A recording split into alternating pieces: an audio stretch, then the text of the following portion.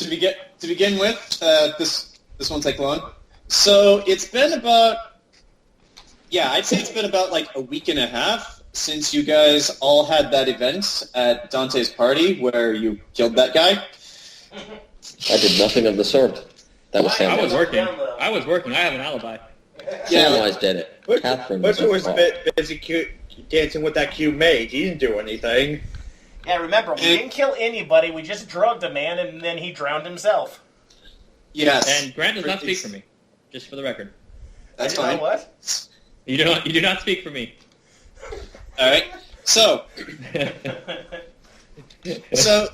since then, as far as Rowan is concerned, nothing else ever happened. Nope. Ever.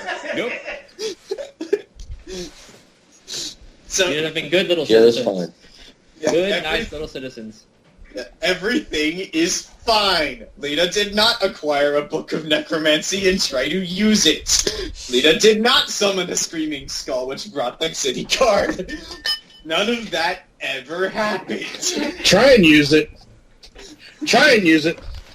I spat in the face of God. By the way, what was the guy's name again that we killed and reanimated? Father Thaddeus Moran. And actually, Grant, this is a good question, because you had the skull last. What did you do with it? I don't know. I guess since I had it in a jar in my basement soundproof, I could try to talk to it if you ever calm down. Actually, let me roll for that. Do I gotta roll like charisma or something? No, I just rolled luck. Well, the good news, Grant, is that he stopped screaming. The bad news is he's kind of difficult to talk to because his moment is now seemingly endless amounts of agony and pain because, well, he has no flesh or a body or anything for that matter. I got an idea. I will put him in an embalming liquid. Feel pain? I will put him in an embalming liquid. That way it has a simulation of flesh, and he can float around and move his head in the jar. Right. So basically, Grant, what you now have is Bob in a jar. Yes. That's the name of the guy from Dresden, right? Yeah, that's the name of the skull from Dresden, and then I'll give him paperback romance novels to read. Oh my God. Well, he is a priest. I'm not sure how that would work on him, but anyway, onward. Just to talk about things that definitely didn't happen. So yeah, like Zach, you actually got lucky. Since that incident, you were actually kind of worried that the bar's front door wasn't going to get repaired on time. But wouldn't you know it? A couple days before, they came back right with it, and it's all fixed. You don't have to worry about that anymore. Oh, good. If you rolled 1 point lower, you were going to have to pay 50 gold for a rush job. So yeah, like skin of your teeth, the door's fixed, and that's everything else that looks presentable is on you. And, that's fine. That's fine. Okay. So, to take a few liberties here, tonight is the grand opening of the Red Velvet Tavern in which you've all been living. And Lita has actually invited all of you to basically enjoy the night and blah, blah, blah. And yeah, Rowan, including you. Okay. And I'm my civilian armor. Stuff, like civilian clothes. Yes. And well, if I might take a liberty, Rowan, as you're on the way there, suddenly you just hear, "Hear ye, hear ye! News from the front! News from the front! Syrian army set to march on the city of Aasimar in the next week. It's like, Generals Ironwood and Blackwall say that they will liberate the city from the filthy Scarata. Assurance of a complete and total victory is at hand. If you all recall, Aasimar was the city you guys escaped from in the very beginning. Huh. Not me. So, not my problem. But this report brought to you by Kraken Spiced Rum. Seriously, it is good. I'm going to get fired for this announcement, aren't I? Yes, you are, Steve. Wait, that guy didn't do a commission? Yeah, he should get fired. He's promoting him without being backed. Yes. Well, so yeah, Jayson, a town crier might get fired this evening. Not your problem. Nope. All right. So anyway, it is now. I'm gonna say like around 5-ish, 6:30. Sun's still out. Like, I guess people are just getting off of work. It's not like late enough for the nightlife yet. And so yeah, that just leaves Lita. You're in the Red Velvet Room. You have all of your employees. Just gather around. Everyone who lives at the Red Velvet Room is there as well if they wish. And Jayson, you're just walking in. All right. And Zach, Delilah is asking you. So boss, since this is going to be the grand opening, do we do anything special for it? Like, I don't know. I'm not sure how much we can afford, but it's your call. I mean, advertisements are going all right, but you gotta get something to do. You have to do something to get people talking about this place. Lita just kind of thinks. We'll hold a lottery throughout the night. Lottery? Like, what for? Marguerite's one of the prostitutes, right? Yes. I also have a full list of your employees if you need reminders. Lita looks straight at Marguerite and says, Mm-hmm. We'll draw a lottery. Halfway through the night, some lucky bastard gets to spend a night with Margarita free. And it's just thinking of putting me on the spot instead of Sophia. What the hell? At least I get to have the fun for once. You're cuter. That sells. You say that in front of the other girl. You see Sophia blush and look away like a very shy tsundere. Yeah. But it's like, all right.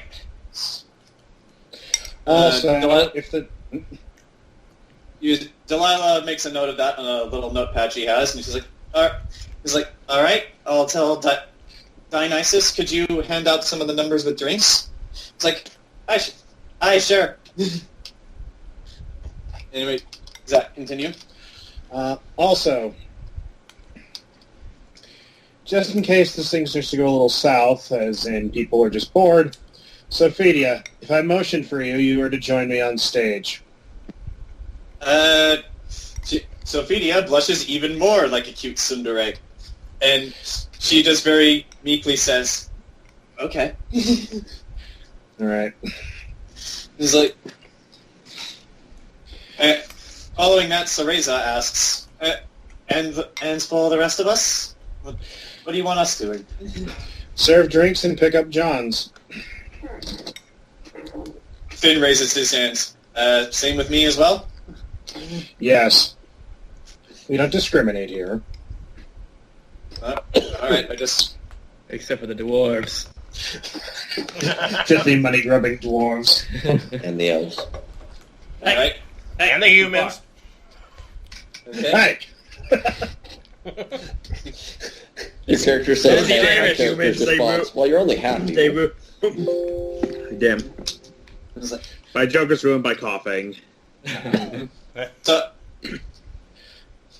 And actually, Rowan, since you speak up, well, not in game, but since you spoke, Delilah looks over to you and just like, oh, Rowan, you're earlier than I thought it was. Which actually brings me to something else I wanted to mention. She turns around to address all of you, and she says, whether or not this is going to cost anything, I guess it's up to Lita, but for all the help you guys have done, getting Lita here and to open up this business, all of you can have the first pickings. Lita looks up from Donqua. I was like, what? It's only fair. They helped you out. They risked their lives. Burchill and Catherine helped invest a lot of money to open up this place. Doesn't it only seem fair that if they want to have some fun, they should at least get to go first? How old are these girls? Sign anything, or... They're all legal. They're all legal age. They're consenting adults. I know, but like Knox is like 40 something. He's got to think about dating younger girls. It's like, Grant, this is a brothel. Weirder things will happen here at points in the future. Yes, and I'm going to go in my basement. We're I'm not playing an exactly a evil guy that's, campaign. like, looking for We're romance. going to be evil. Also, Jayson, if I recall, you said at the beginning of the session you're just here for the hookers. Wow. Yeah. Lita just kind of shrugs it off like, you know what, fine. All right. You have to remind me which one's which, though. If you want descriptions of what all of them look like, I can provide that now. Nothing crazy, just like a quick reminder. All right. I have a feeling they're all going to be going towards you anyway, and... Yeah, Michael Wincott's voice wins the day. All right. So, first of all, there's her name's actually Margarita, not Marguerite, but semantics. Margarita is cute Irish redhead. So Ophelia is basically the extremely well endowed blonde shy girl who's probably going to be getting a lot of attention here because of her huge tracts of land. There's Trish, who pretty much looks like Trish from Devil May Cry. In fact, it's for the same. There's Cereza, who's an elf, and she is kind of a strange mix of Bayonetta and Yennefer from The Witcher. Whoa, wait. We've had an elf here this whole time? Yeah, she's been your go-to for the King of Beggars. Why didn't we have... problem, Grant? I was going to say, why didn't we have her translate for the little girl when none of us could speak her language in the beginning? She's been doing that when you weren't here. Oh. Wait. We have an elf in the house? There's like That 2 a elves in problem? the house. I need to start putting down traps then. We'll just get infested by the end of the day. Oh my I know when God. I'm not welcome. They're not... Wait, No, you're just saying put that down glue character? traps. You're half evil. I'm fine with you. You're only half. Then I'll stick through the window. All right, I'll be half in, half out. It's fine. We'll work it out. And That's out of character. She's not saying that, actually. Okay. there's also Yoko, who is a cute Asian girl who started working here. Yeah, that joke has already been made several times. Oh, dang. And lastly, there is Finn, who is Sir Lawrence Tyrell from Game of Thrones. Oh yeah, we do have a male prostitute. Yeah, just one. But, For now. yeah. Rowan's like, oh, crap. Oh no, he's hot! But yes. Catherine has resistance to the wiles. Well, Sorry.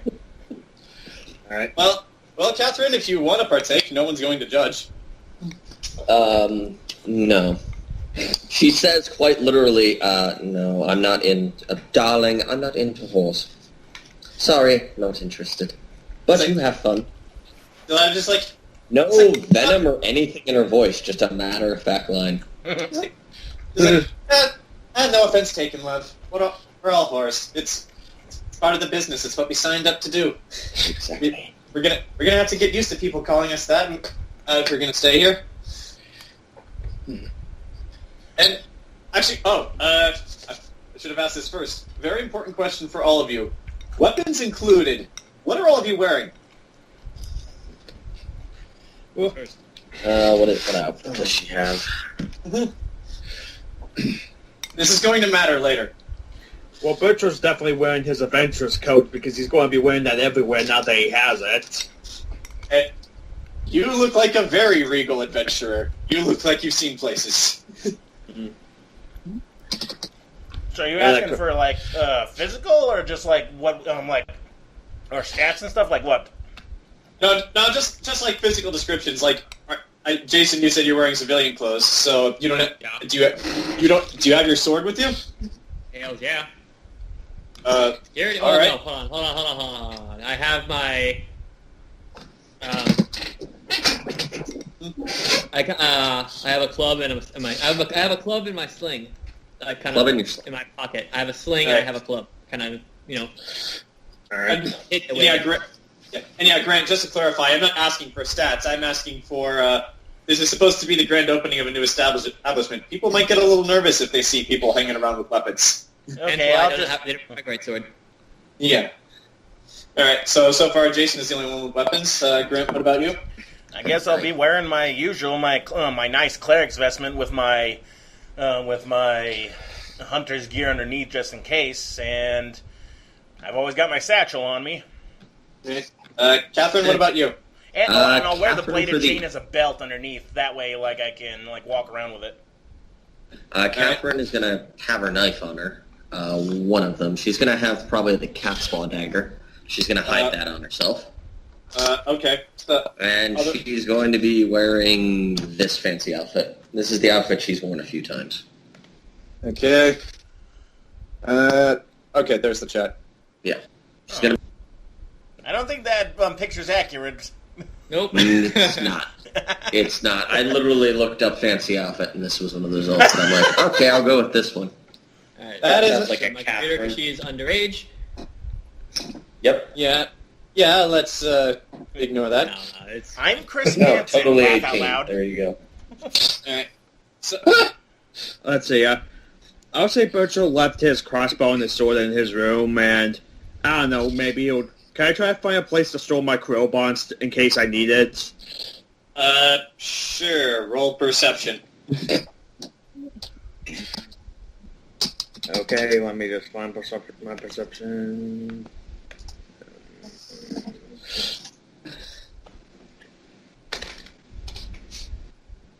11. That, having lived in here for a while, you know of a few good places to store it.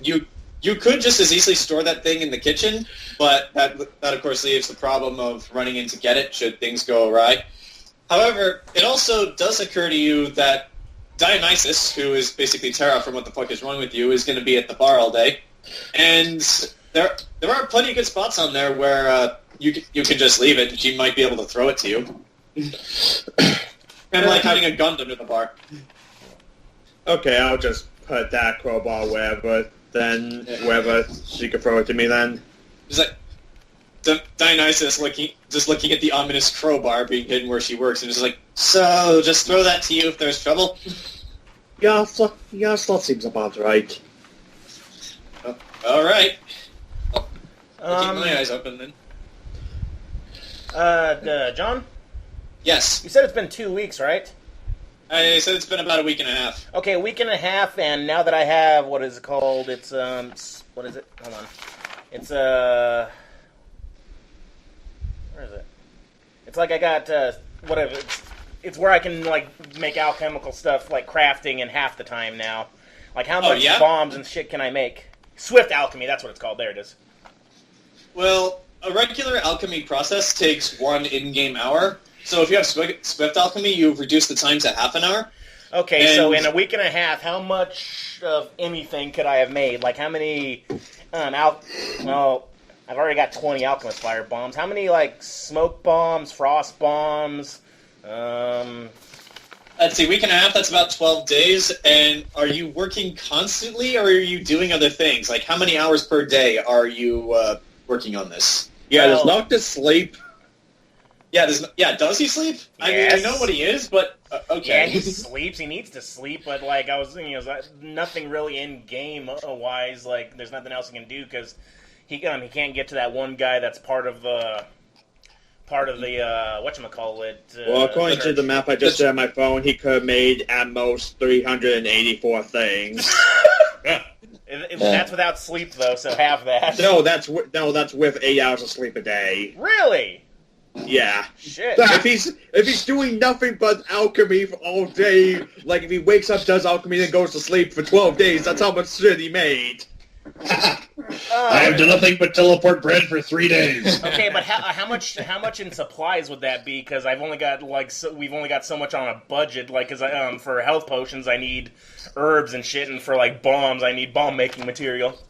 Well, herbs aren't expensive, and the bomb-making material you can actually find for cheap, because there are a lot of traders in the city square, and like there are a lot of just alchemist shops around.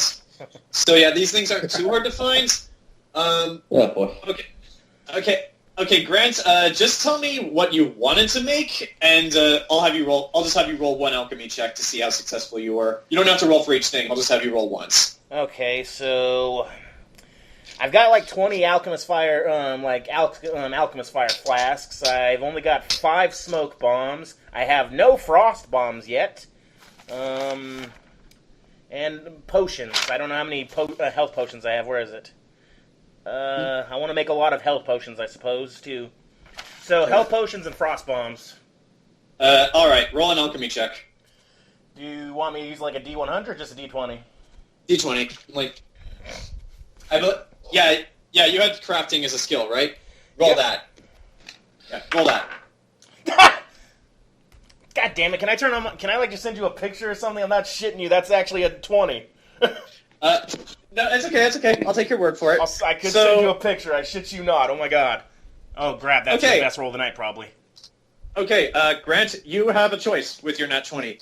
Not only did you brew the exact amount of potions and bombs you wanted to, but you have a choice. These, both the potions and the bombs are basically super potent. Like if you you get double HP back instead of the regular amount. Shit, let me or down.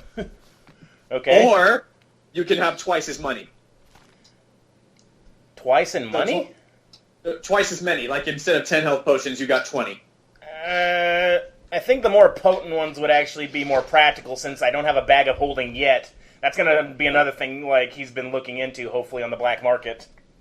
Okay, so Grant, with this in mind, you have brewed, just to make things fair to the game, 10 health potions and 10 frost bombs, and they are both super potent. Alright, so what does that mean for the frost bombs?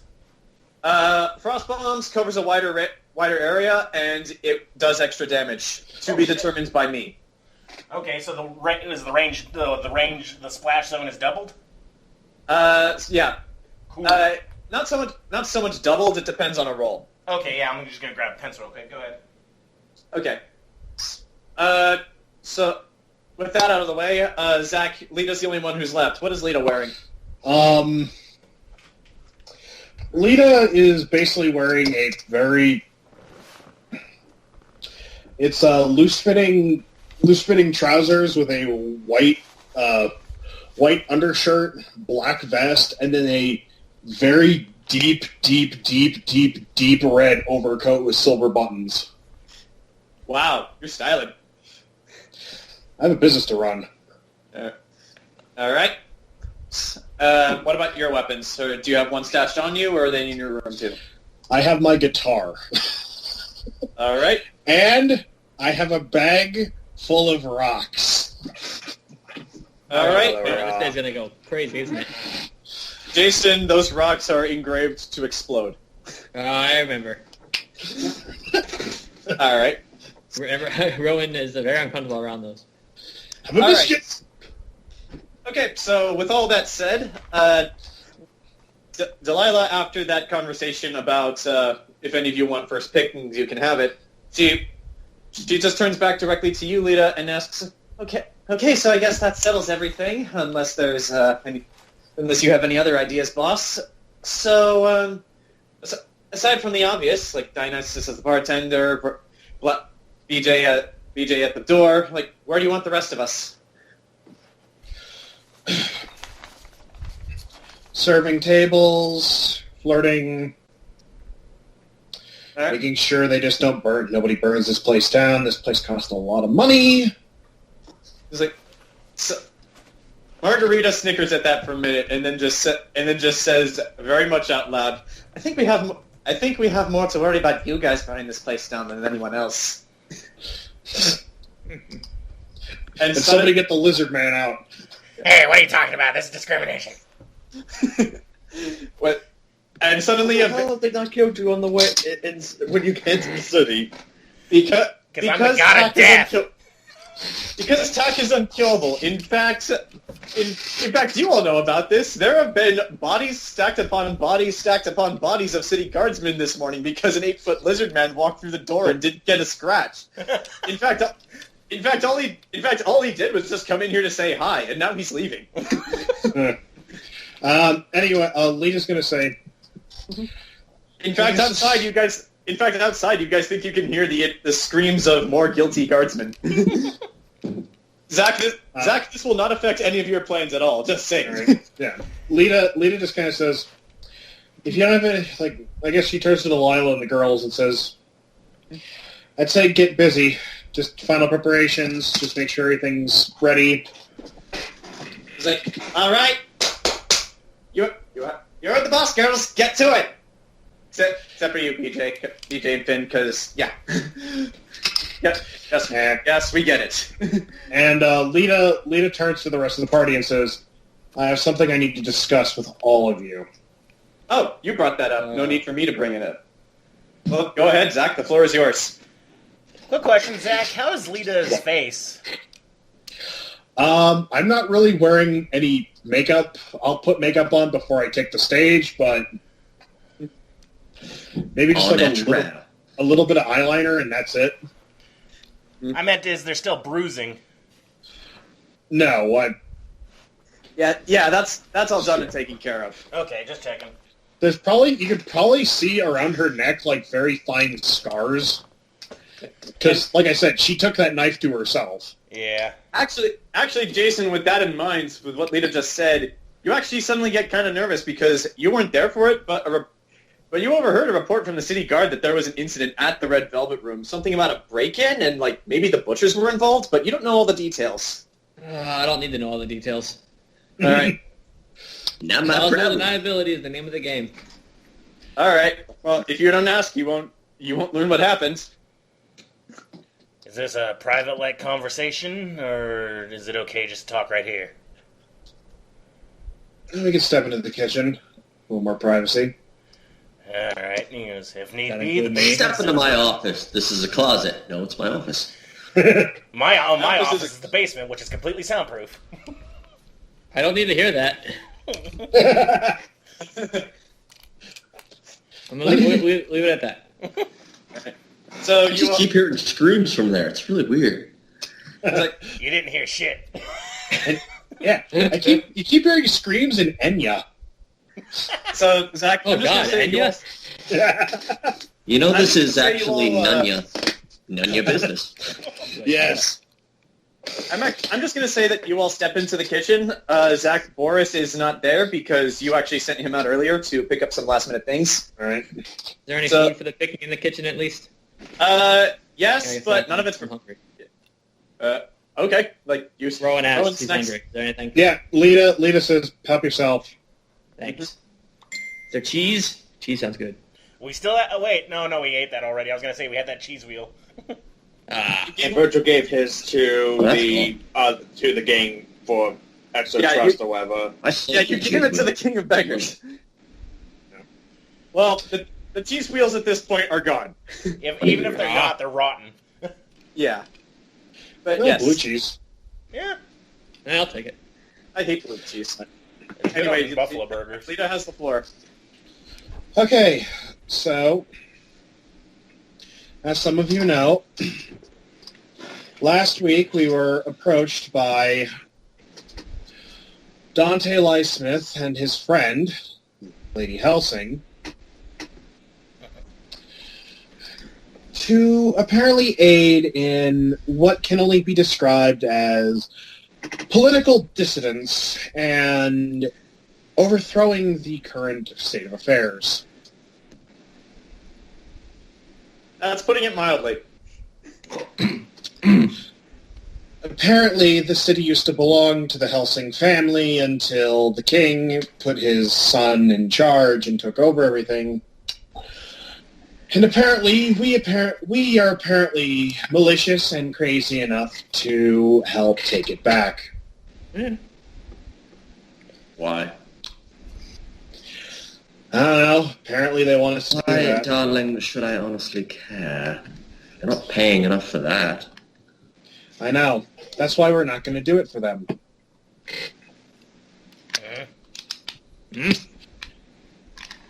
They want to basically use us as political lackeys, dogs. Be their men in the street, so that way, if this whole situation goes tits up, it will, they'll have somebody to point the finger to and can basically say, well, I didn't organize anything. They're the ones that did it. Yeah. Rowan don't So, like that. Lita points at Rowan. Exactly. So, I have a proposal. We're not going to take the city for them. We're going to take it for us. How? Why? Where? Which?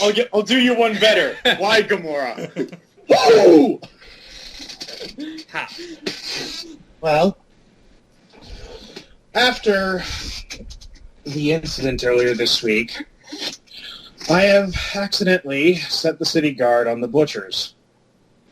Accidentally. Rowan, you know about That this. sounds like the opposite of a problem. It's not. But here's what I'm thinking, and this has been keeping me up a few nights. What if we start a gang war? A lot of work on my end. A gang war between the butchers and what are the name of the...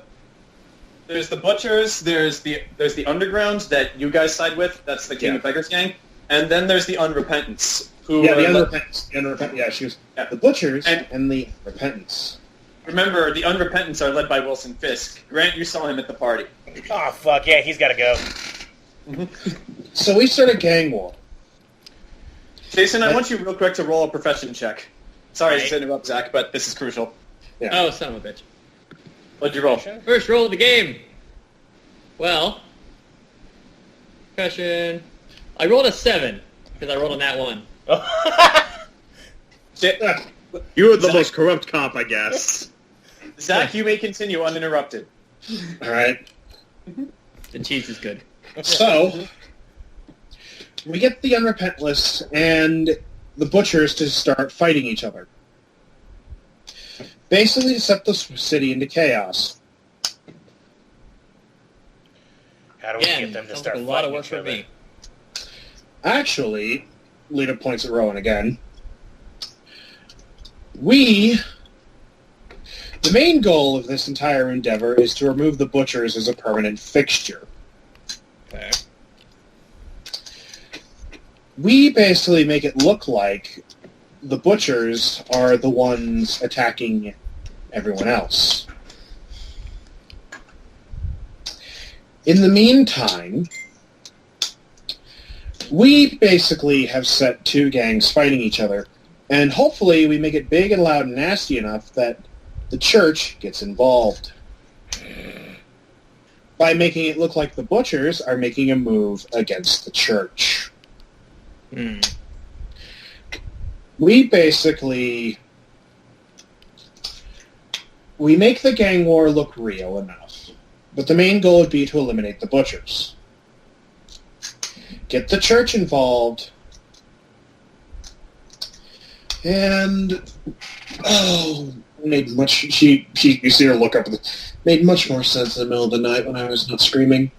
Well, the butcher. They already think the Butchers attacked us, so Yes. You'd think the King of Beggars would be on our side. True. As far as you all are aware, he is. But why we need the city... Well, she looks at Rowan again. We need the city guard on this. To basically eliminate the Butchers, but to also make it look like there's a faction within the city guard operating on behalf of the citizenry, not the king. Not the government, not the church. Make us look like the people's champions, essentially. Exactly. Make people lose favor in the ruling government and the church, because only the guardsmen are the ones cleaning up the mess. Okay. I'm listening. Further. Once people start to lose enough faith in the church and the central government, All we need to do is stoke the spark of evolution until it's a flame. Then, all we need to do is make a move on the church. The government will probably dissolve itself. I mean, after all, it's just a bunch of fops in fancy clothing running this place who clearly don't give a fuck about anybody but themselves. So, if the middle and lower classes start squabbling and fighting, they're going to turn to the government, who will in turn just have the church do their bidding because, well, the church owns the army. Ergo, we set the city guard. We fake a gang war to make the city guard look good. The city guard wins favor with the people. The city guard revolts against the church, destroys the church, and by the time the government comes in, a new provincial government will be set up, and we'll be able to bargain. Meanwhile, at the Entertainers Guild, can you hear the people singing the songs of angry men? Yes, that's good. Yes, that's good, Russell Crowe. You've been accepted. See you next week. But what about me? And I'm Jermaine. Are you not entertained? Now, Continue, Zach. there's only one tiny... the gang war and all that, that's really easy. That's all just, putting a few explosives in a few random places, detonating parts of the city to make it look like it's under siege from within. We can do that ourselves. Knox, what was that about explosives? I already know that part of the We'll plan. probably need a few more of those butcher stashes, to make it look like they're left behind as a calling card.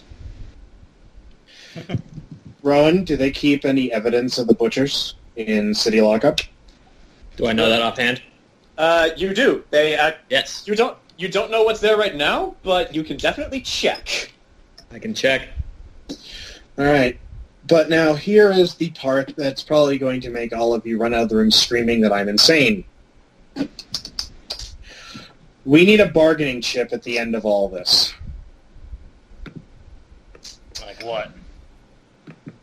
Well, if the old government comes a-calling to try and quell the new government, we need a means by which to ransom ourselves a new government. You need a scapegoat. Darling, you need a scapegoat, so to say. Well, we can offer up Lady Helsing, but I'm thinking a bigger bargaining chip, a better bargaining chip. The prince. There's a thinking man. Rowan, I want you to roll a Constitution check real quick. Lita, if you're suicidal, there are much easier ways to do it. Hold on.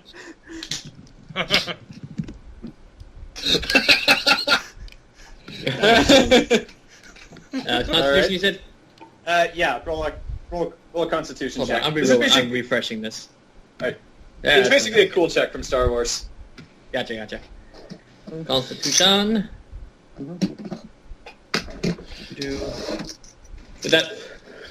Okay. Fortitude or just straight up Constitution? No, it's Fortitude. Fortitude? Okay, good. That's better. 15. Okay.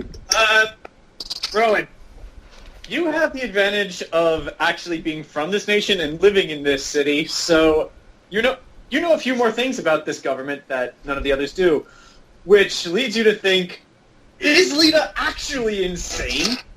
I mean, yeah, the prince is a hedonistic douchebag, but his father? His father might as well be Rhaegar Targaryen. Oh, fuck. But no, not Rhaegar. What was the name of the Mad King? Aion Targaryen? You said Okay. Targaryen, so that's not good. Lita. Yep. Yes. So, yeah, this is a man who's burned entire cities just for little to no reason, and who's executed people not with his executioner. He's done it himself. Lita, you run a fine establishment here.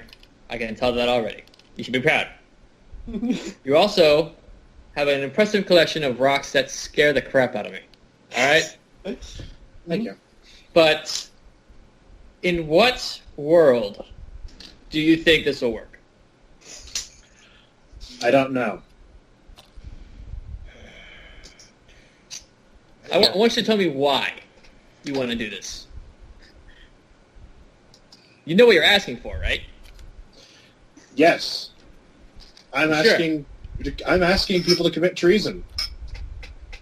You know who asked against... So, This is insane. Burchill kind of puts his finger on his chin like, was it really treason for me? I'm not from here. They wouldn't care. Yeah. Yeah, Jayson, you know this. They would not care. Well, fair enough. You can go ahead and commit whatever kind of regicide you want. It'll just be straight up regicide. For us, it'd be treason on top of that. I ain't from here. Okay, you know what I'm saying. Darling, I have no loyalty to this country, but I do agree with your statement. Thank you. Even though what you are. What? Lita. I didn't hear what you said. Oh. Mike, he's only half evil. Oh, you think racist? Okay. Yeah. So you did Yeah. say what? You did go what? And He says nothing. I'm not so much in for the regicide part. I'm here to take down an entire religion. We're not going to kill the prince. I'm not gonna kill him either. We're going to hold him hostage. You piss off the king. Yes, we'll ransom the king's son to him. He'll just kill everybody to get to him, even the prince. He does. All. That seems counterproductive. How many I sons know. does this king have? That's how crazy he is. Actually, let me roll for that. Yeah. Let's. Okay, Rowan. Yeah. This is off the roll from before. As far as you are aware, the King Ares has two sons. King Aion, that's his name. King Aion has two sons. There's Ares. There's the prince in this city. There's another one who's off on the front lines fighting the war, and he has one youngest daughter who stays in the palace. You actually don't know much about her. I relayed at the party. They didn't All right. know that already. Yeah, the rest of the party didn't know this. Darling, so he has backups. He may not even like this son. I mean, he stationed him here. He stations him here in probably the most important city in their kingdom. You know that, Catherine. I'm just saying, Even still. this may blow up bigger than you anticipate. That's what I'm saying. So if we don't want retribution, we gotta find a way so that the army won't attack. And you said the church is the one in control, right? Correct. Well, that's simple. We take out all the church's forces. I think we have the bigger question again. Why do you want to do this, darling? Why do you honestly want to do this? Yeah, I don't care much about the government part, just Because so much. so far, I don't see this as a good scheme to say toppling governance and all of that tends to be expensive.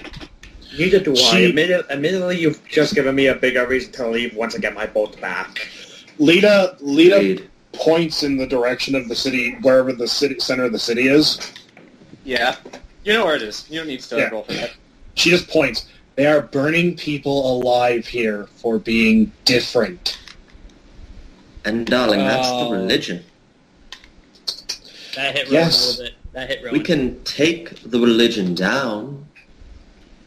And this is a major religion that controls this entire city. That's the problem. The government is run by the church. Actually, We take down the church, the government's going to step in. Rowan, going off of your previous role, because you know this as well, King Aion is not just a crazy king, he's also a fanatic for the Church of Eternal Fire. Oh, he The is, only- is he? I relay that to the party. The only person in the entire Syrian government who might be even more of a fanatic for the Church of Eternal Fire than he is Ezekiel Tempest. So that asshole. Okay. And like, all of you don't need to roll for this. If you go forward with this plan, you guys are going to have to deal with him eventually. But, okay. Well, so does Rowan tell us that how the church is, or the king is fanatical? Yes, I do. That's it. He goes. That's it. We turn. We can turn everyone's if we can turn a fanatic away from the church, then the whole system collapses. They're all about fighting the monsters, right? If we can... The Church of Eternal Fire, as far as you all know, is about... I know, burning other people and magic and all that shit, but, they're monsters at heart. There's a way to actually show them make them the real monsters, cause a civil war amongst their church forces. Because they have that little island they can run to, right? That fortress that they can just seal up. Yeah, they do. Yeah. I've got an idea. It's something that's been brewing in the back of my mind, and it's it would turn anybody against this church. Oh, gods. Hey, from the beginning, my whole thing was taking down these fuckers. I don't give two shits about this government, but those fanatics die. And I got a way to bring it all crashing down. Nothing I'd like to say if there's prying ears around, though. I look around. Is there any prying ears? Roll perception. Wait, I got a spell for this. Mm-hmm. I'm off duty, Grant, so you're good. I know, but I'm looking for any other prying ears, specifically, maybe Loki, bodyguard lady. Perception. What bodyguard lady? What bodyguard lady? And we all know hookers can literally be bought. 16. Ah! Zach, what are you rolling for? I thought I had that spell. I guess I don't. Oh. Okay, so you're not rolling for anything? No, I don't have the Cone of Silence. Okay. If you did that weapon useful for when you resurrected the skull. Yeah. Or my basement. Just saying. Grant, even with your weird non-human powers, including your sense of smell, you don't notice anyone. As far as you are aware, you are the only people in this room. The only thing worth noticing is that someone appears to be listening in from the window, and you hear him say, "Scot it, teleport, you sticky sock. The Crimson fucker has checked in. I repeat, the Crimson fucker has checked in. Also, I'm choosing the goddamn code names next time." I ignore that man because I don't think he's real. They're probably just the voices in my head again. Yeah, as far as you know, you guys are safe. I've got a plan.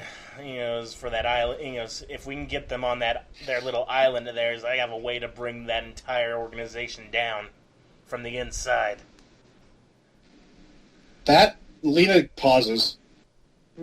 So if we can just get people to turn against the church and expose the church for being corrupt as fuck. Not just corrupt, to show them as monsters. Real monsters. Yeah, that would be a lot simpler and would not involve us holding the prince hostage. Or worse. Alright, yeah, this is actually my plan out of character that I've been coming up with in my mind that I haven't told anybody yet. Not even John.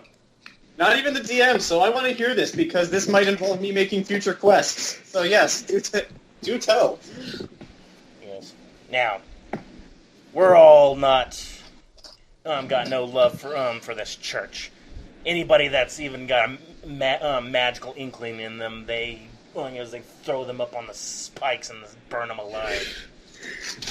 The thing is, their whole thing is, we're all about fighting monsters, as they call them.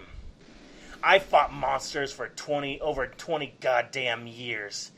Actual monsters that would rip and tear people to pieces. And yet, when they came calling for my group, my hunting party, oh no, you all gotta die. But here's the thing. Darling. What? I can kind of see where they'd come from. If they themselves are hunting monsters, I imagine your party was compromised, so to say. We're not compromised. We were human. We were human enough. Lita, sure you are. Lita, party. This is your first time hearing this. Lita just kind of goes, "Come again?"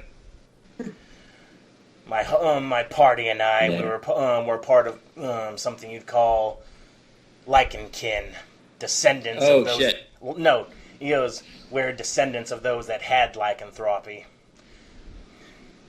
Me and my friends were all kind of a mix of different things, but even just that thing in an ancestry, even though there's no feralness, they cast execution upon us. Suddenly, this explains a lot about Nox's behavior. You don't know what I am yet. I haven't explained that part. Lita, Lita just kind of goes, No, you're not human. yeah. Well, Lita just kind of goes, half human. Cat's out of the bag finally. No offense. It's not something I try to show unless in battle, but I'm still human. It's just that I have control over the descendants, the gifts or curse, whoever wants to say it is. I have control over that form. Mm. We were all different kinds. You all think Lycans, you think it's just the wolves. Those are just the more common ones. Me and my friends had an advantage on these creatures, because we can't catch lycanthropy. So here's my plan. The lycanthropy, all it takes for so-called humans, elves, anybody that's not of descent, all it takes is a scratch, a bite, or an ingestion of blood. If that island nation has a water source, if I can stockpile tainted blood, as it were, and fill it enough into this water supply, come a full moon, they'll tear each other to pieces. Oh, and as an added benefit, werewolves can't swim. So you trap them on the island as a bunch of werewolves? And the minute they take blood, the curse is indefinite. You can't remove it. The minute even one of them sheds blood in that form, imagine all of them drinking that water. Even the ones that don't get turned will get, they'll be overwhelmed. The people will see their church is werewolves. Grant, you actually know this. That is actually not true. It's possible to cure lycanthropy. It's just very I've hard. researched it through Pathfinder. After they take the first life, it's impossible to remove. I looked up the rules. All right.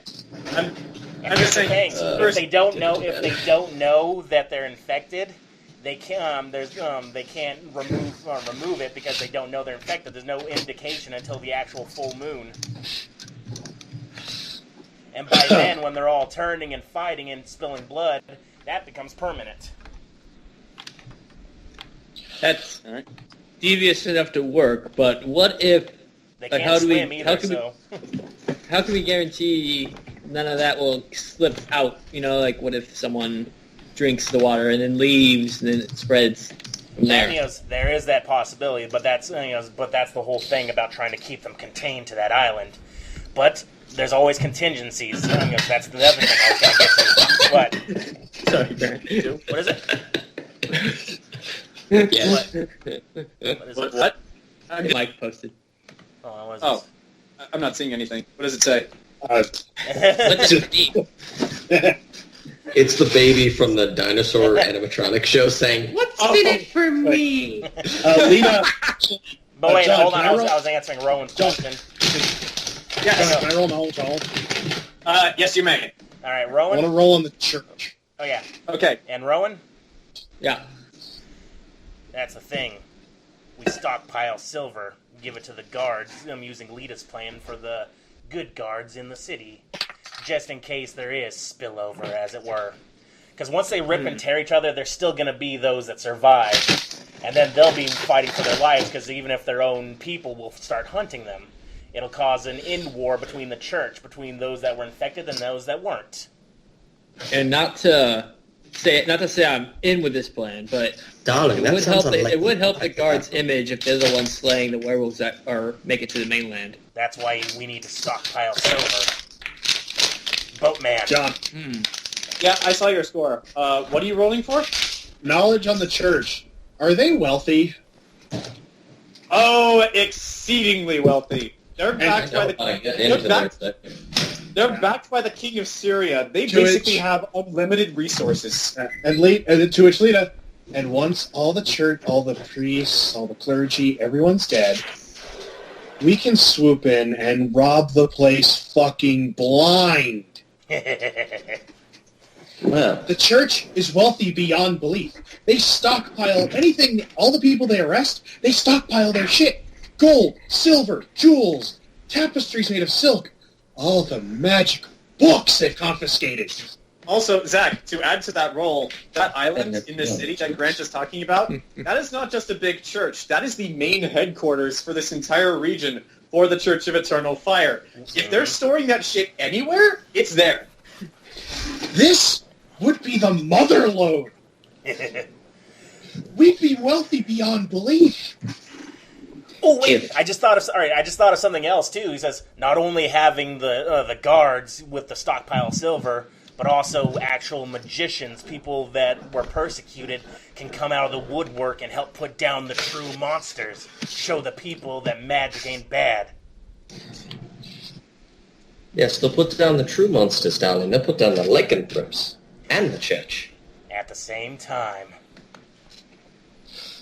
As well as the tons of, well, innocent people. Wait, on the island? Let's say you hope, you're hoping that it doesn't spread. I know. That's why I How want to stop. quickly does this affect someone when they're scratched or bitten or anything? I don't like it. By the next full moon. So let's say we send all the guards, they kill all the lycanthropes, some get injured either with major ones or incredibly minor scratches that they don't bother to tell anyone about. Mainland, it spreads. Cities now completely lycanthropic. Yeah, the thing is, that's why we don't hunt them in the monster form. We wait till after the full moon. You're all going in with half-cocked plans for some grand revolution. I'm not revolution. I'm just killing a church. But he goes. That's why you don't send them in while they're still in wolf form. You send them in civilian when they're back to their human form. Well, they can't bite you that way. Well, Lita just kind of. Well, actually, to avoid the lycanthropy thing, it'd just be easier to poison the water. That's actually because the way the wells work and stuff with mages and this out of character, I was looking into that. Poison actually can be screened out through a bunch of different spells. Lycanthropy is actually one of the few ones that no one knows about until shit goes tits up. This. Yep. There's still a very large hole in this plan that all of you are overlooking. Yeah, that's my plan to kill the church. Thing is, I don't care what any other things are. I mean, there's also the question of how exactly are we going to poison the water supply with lycanthrope? Yes. That's actually what I was going to move on to. Hold on, I'm getting the right Nox voice. I can synthesize the blood of a lycanthrope, and if we stockpile it, that's the thing. When you bleed them, and they keep, if it's still alive, you can get gallons and gallons of this thing every full moon. It would take a while. We'd have to capture we'd have to capture a werewolf, keep him in a silver cage, and bleed him bleed him basically. I can't catch it, so. Darling, why don't we simply just bleed you? Because I don't have lycanthropy.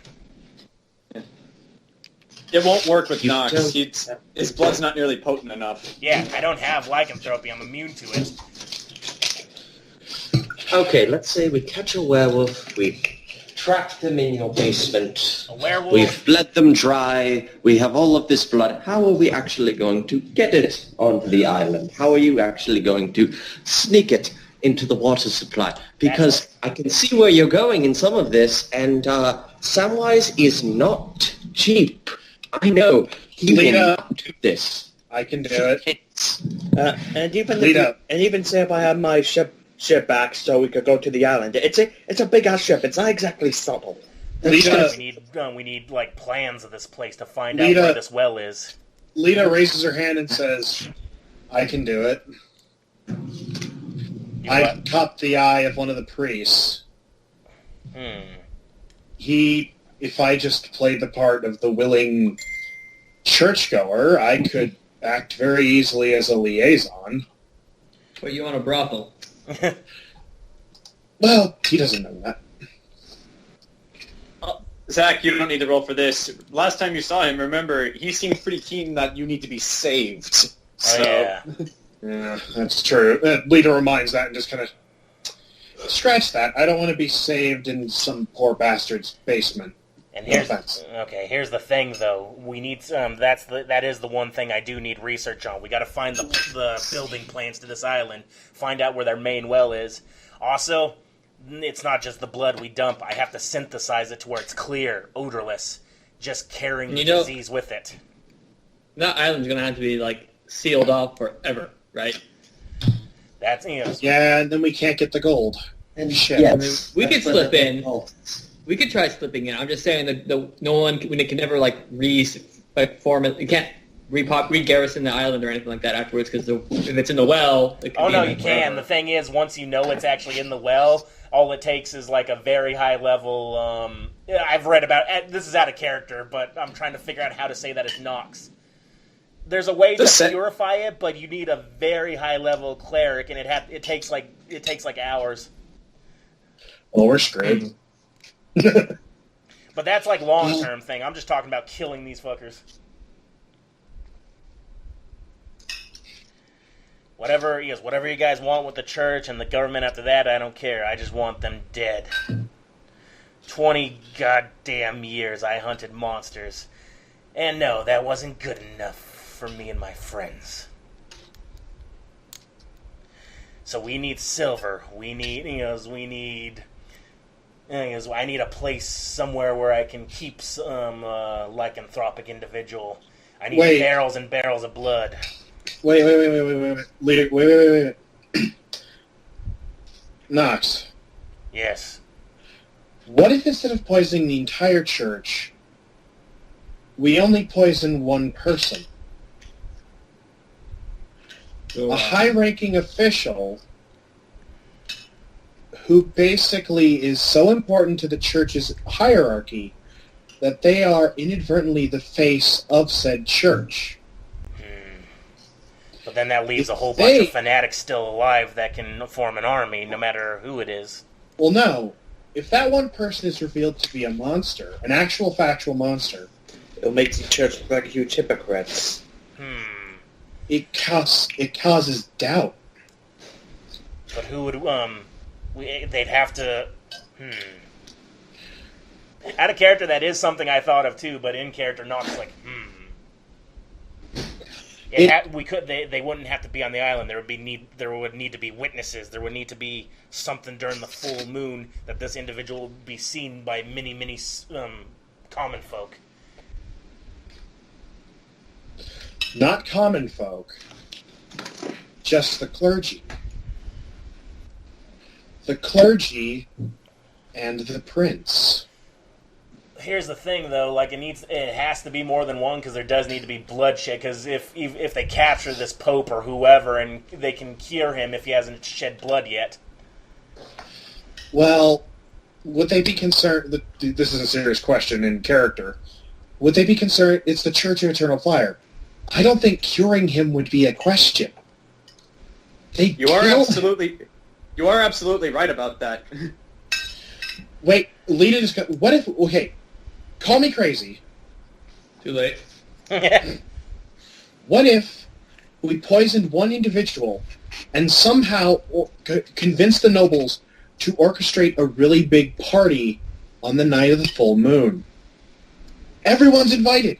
Noblemen, clergy, the head of the church, and the prince. Like Dante's party.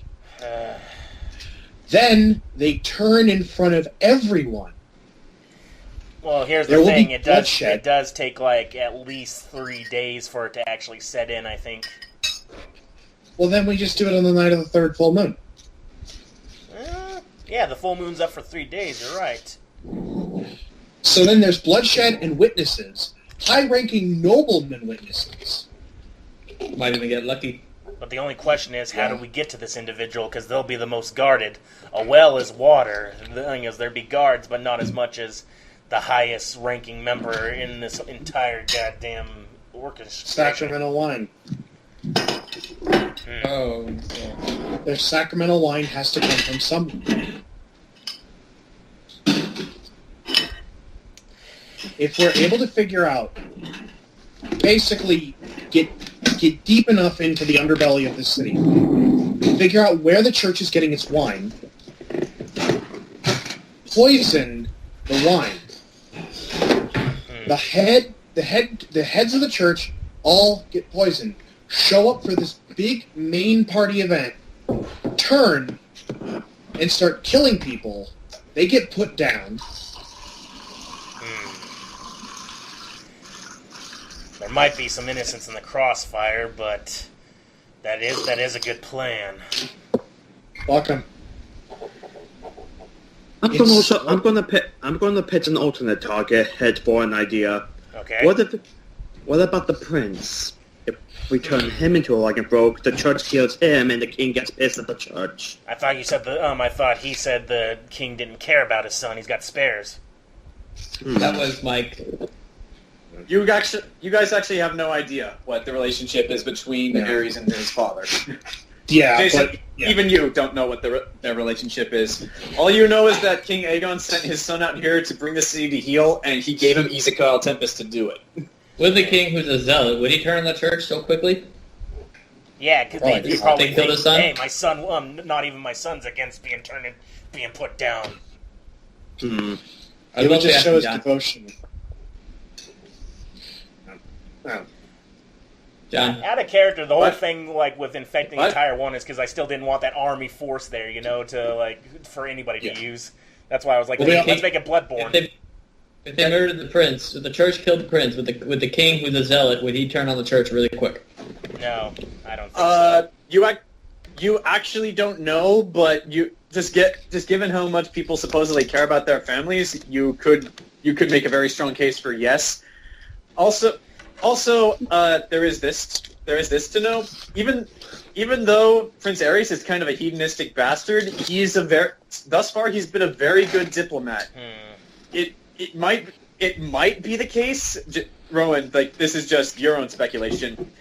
It might be the case that Aegon put his son here to groom him to be a better ruler. Hold on. Yes. Wait a minute. Okay, wait. If the king, or out of character, if the king is a zealot, we show the heads, basically the Pope and all his cardinals being werewolves. He'll turn against the church, and then that'll cause the civil war between them. And then the other forces will I'm actually be not weakened. listening to you right now. I'm trying to pay attention to my friends. I can't silence this. Huh? You don't have to get Oh, he's talking. But yeah, guys, what do you does that make sense? My dad entered the room. Sorry. Oh yeah, I was just saying, if the king sees, basically the Pope and all his cardinals turn into werewolves, he'll turn against it. He's still got part of his army, the church versus the Eternal Fire guys and the witch hunters versus the army. They'll weaken each other, and then also that other country we're having a war with, they'll get stronger. Or it accidentally creates a new church. What kind of church? One worse than this one. Well, that's why Nox's plan was take them all out.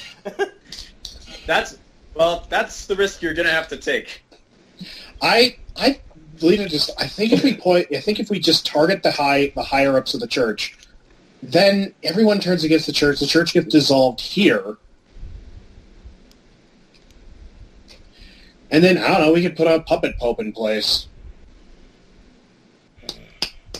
As long as all the witch hunters are dead, I'll be happy. Maybe they can keep their god, but the witch hunters die. Those are the elite units, right?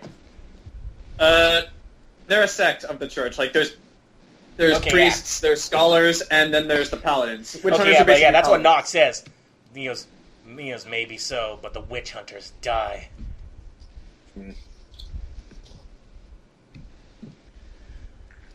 All right, so yeah, we either have turn people only a few people, or go full Bloodborne.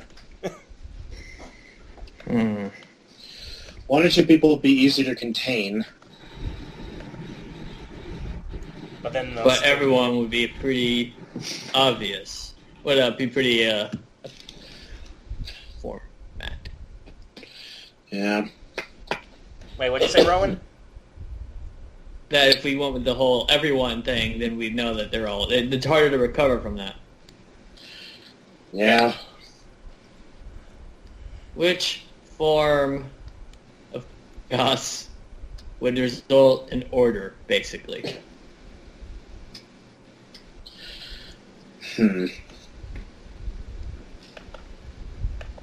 Yeah, Yeah, but this is just because you can, if you infect a lot of people and if they kill themselves as werewolves, that counts as bloodshed. And then, when they're infected and they turn to humans on their own island, some of them will have existential crises, most likely. They'll, but then they'll turn against each other and shit, and then we just contain the island until we can get extermination squads. We're hoping it becomes an existential crisis. There is the possibility that they find this to be the will of their god. Well, they can't swim, so... Well, they could actually just turn around and use this newfound unholy, untempered strength and violence to just, create a new sect of the church. Which is also why you stockpile silver. You make silver arrow tips, silver bullets, silver everything. Zach, with your knowledge roll earlier, you know this. If that did happen, the regular sect of the Church of Eternal Fire would probably kill them because of their strong beliefs. So then there's infighting within the church. Yeah, and I'm telling you this because you rolled well enough the first time. Yeah, that was my whole plan, is cause a civil war within the church, too. Mm-hmm.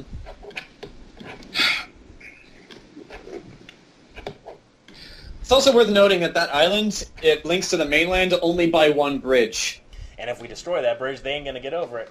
Oh yeah, also another thing, if a cleric, if they go against, their god, don't they also lose some of their powers, too? If they start going against, their alignment or something?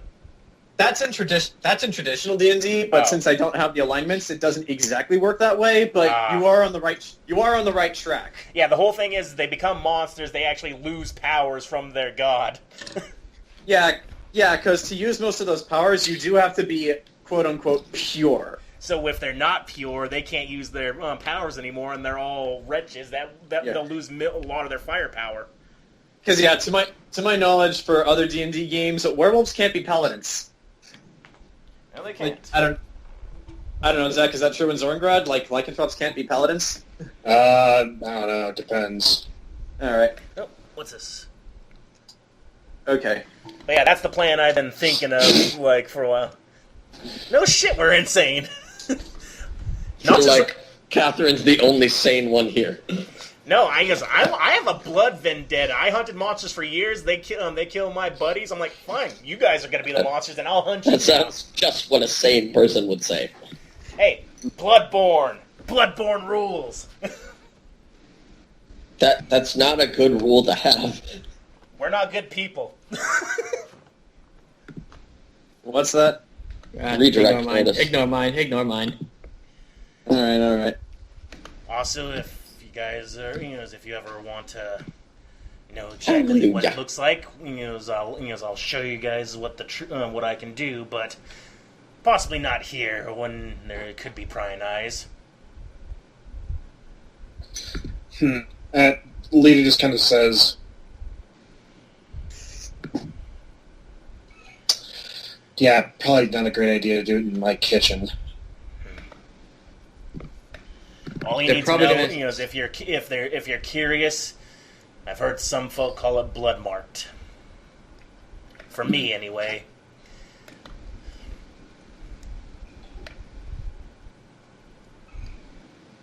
Well, if that conversation is done, just because Jayson's on very often, Zach, wasn't there one more thing you wanted to ask Rowan about the city guard?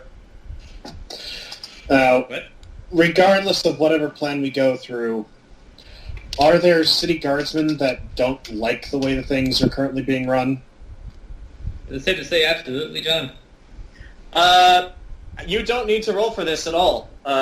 Yes, there are absolutely a lot of city guardsmen who don't like the way things are being run, and here is why. Because you were part of this. When the Syrians came in and Tempest was put in charge, the very first thing he did was he took a lot of the original city guardsmen and restationed them because they weren't very good at their duties. Including my daddy. Yeah, including your dad. And then Tempest replaced them with his own soldiers loyal to him. In fact, and one of the people who got replaced was the head of the city guard. His name is escaping me at the moment. But yeah, the guy in charge now is an asshole named Richard Einhart, who is also a witch hunter. Wait, isn't that the blonde dude? No. Okay, good. Who's that? Tempest is the blonde dude. No, the one that the guy that set me and my buddies up. No, it's not. Okay. Well, you don't know at this point. You've never seen it. Rowan's the only one. I did get a name, but hold on.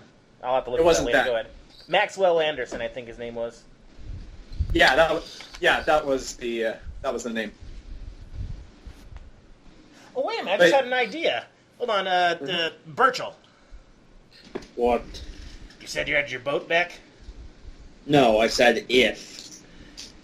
Can't he goes, Trust me, if I had my ship back, you would know because you probably would have helped me get it back.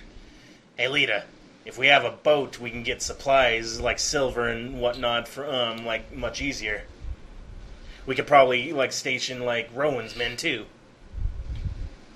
Hmm. I forgot we had a boatman. Yeah.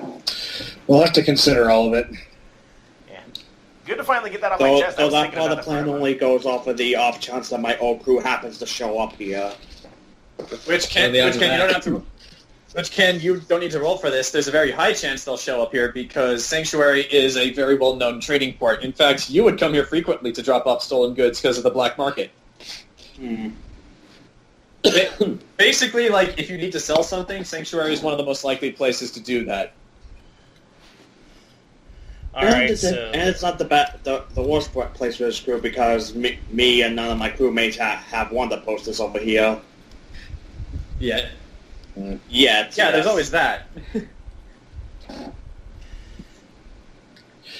Well, Lita just kind of says,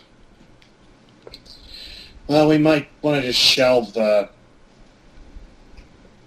long-term plans for now, I guess.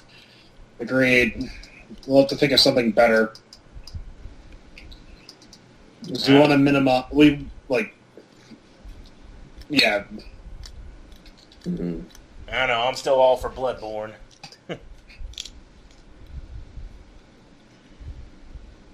And suddenly, Father Gascoigne appears in the room right next to you. I'm already there. Alright, that's what you look like. Oh no, it's gas can. Oh yeah, speaking of which, I... God dang it, Wooly. He's like, is it blood? No, wait, it's a Snickers bar. What's in it? Yeah, that's like long-term, though. Like, we still gotta figure out the gang war and everything, every little step in between. Like, making explosives gonna, I'm gonna need a better lab.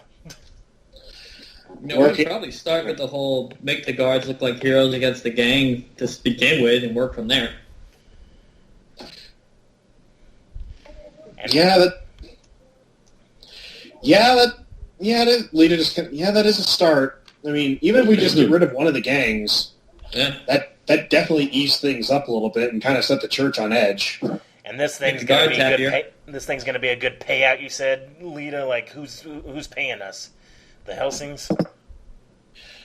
No one. Well, we're not getting paid really anything to take this city.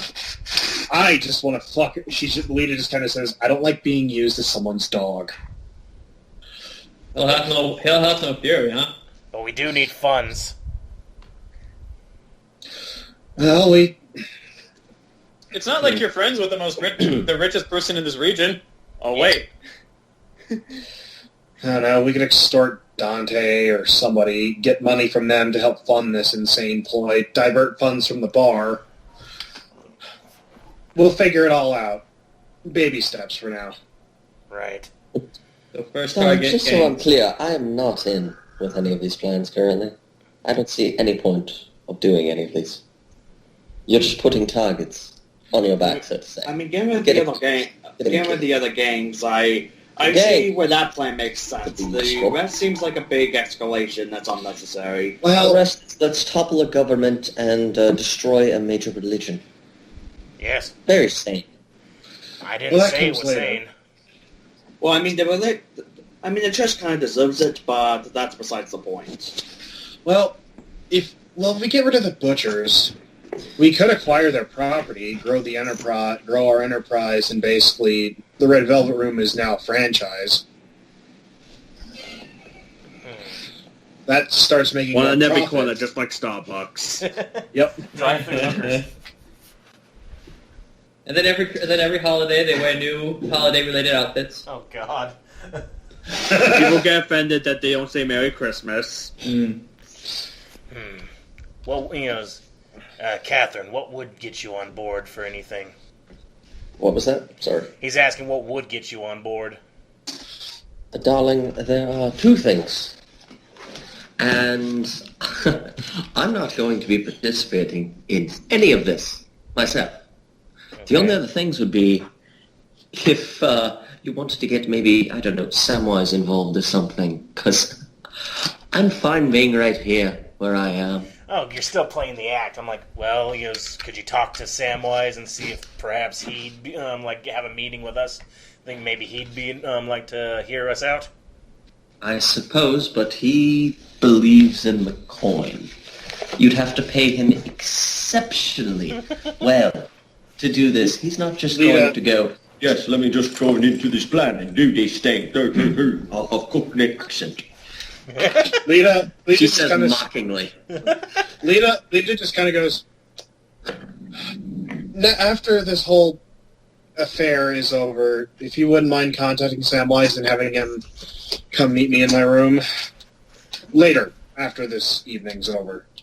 Oh yes, he's already booked for the evening. You can't just get out of a job. Yes. Lita just... hell and hell water from him, and then I would have to pay him.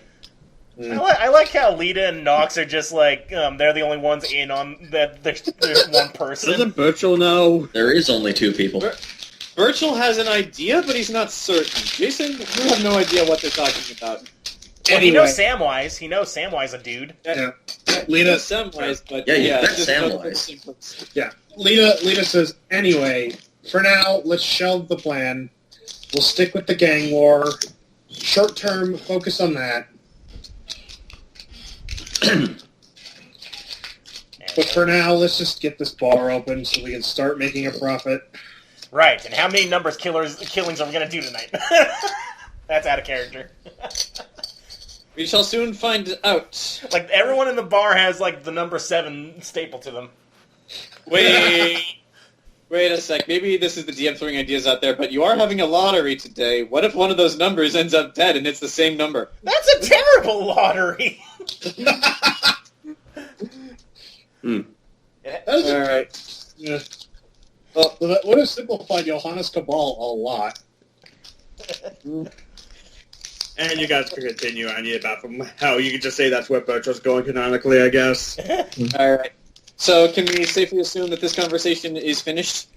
Rowan finds himself in the mood for some Sofitia, so yes. Okay, that leads into what I was going to talk about. Like, as you all leave, Delilah has mentioned before that you get first pickings. So, Jayson, do you want to take that? I would like to ask Sofitia. Do you want to actually ask her in character? All right. Yeah. I'm not going to grab her. That's great. All right. While this is going on, I'm going to use the restroom and grab some more coffee. All right. So Jayson, as you all leave the room, Delilah just looks at all of you and is like, "Wow, you guys were in there a while." Sampling the cheeses. It's good cheese. Right. Well, it's like, anyway, sun's starting to set. It's about the time people start going to bars. So yeah, if you want anything first, speak now, or forever hold your peace. Catherine's gonna wait till it gets started and then come down. Jayson? Where's Sofitia? Oh, she's in the room. They're all there. I just go. Like, what's up? Hi. Do you just want to skip this, or do you want to roleplay it? Roleplay. I mean, what's the roleplay? Okay, if you want I would like to hire her. Okay, well, if that is indeed the case, you and Sophia go upstairs, and Jayson, I am going to need you to roll another Constitution check. Okay. This is also Fortitude as well. I believe you know what this roll is for. Oh yeah. 15. 15, is that with all your bonuses? Nope. All Just right. my fortitude. Just my fortitude. Okay. Oh my.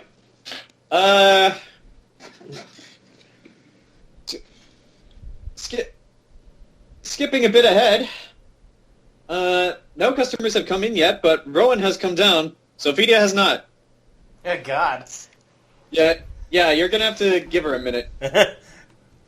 Rowan. Jayson. Good way or a bad way? Good way. I just rolled fortitude. Okay. rolled fortitude for her to see how well she would be able to hold out. She rolled a 3. Oh. So yeah, Right, so, Jayson. was it really short then? Not to linger on it, but was it No, really no, short? not, Oh, okay. no, it wasn't short. I'm saying you gave her a hell of a time. Gotcha. Okay. So Oh, yeah, when they were So, propositioned, Knock was just going to say, sorry, ladies, you're all too young for me. none of them take any Whiskey, offense please. to that. Okay, this is like, all right. Dionysus pours you a glass of whiskey. He's like, don't drink too much. In fact, you want some water? You don't want to get dehydrated. No, why not? Dionysus with a weird smirk on her face just walks into the back and just grabs a cup of water. And then Boris suddenly walks in from the kitchen. There's a back door, by the way. He's like, and Boris has returned. Did I miss anything important? Rowan ate your cheese. You son of a brick! He's like, that wasn't my cheese. In character, by the way. That wasn't my cheese. My cheese is protected. And whose cheese was it? I had some too. That wasn't a cheese, it was a sponge. Oh. It explains so much. The Boris cheese? It's mysterious Jesus cheese. here when we bought the place. I mean, All right. it was good cheese, so... Anyway. Might have to disappear in a minute to help move something. So Zach, this is important for you to know because it's about your business. Rowan just took up Sophia. Rowan rolled a 15 to perform in bed. Sophia rolled a 3, so she's gonna need 10 minutes. Her number on the lottery will be 5. All right. Or 3, rather. So with that in mind, the sun is now just starting to set, and how lucky are you? Oh, people have started to walk in. All right, just a regular couple of people. Zach, I think you might have actually seen some of these people by the docks. They're just like sailors, usual customers for something like this. okay. And actually, just hearing their conversation, they're obviously in there for the girls, but one asks about the music. Well, I want to roll perception on the crowd. Roll. I am going to let me see how quickly this crowd grows. That is a unnatural 20. Nice. Okay. For crowd was a natural 20. So here's what you see: a bunch of people walk in from most walks of life. I mean, there's no nobleman here, obviously. In particular, there's a dwarf that walks in. He doesn't say anything. There's a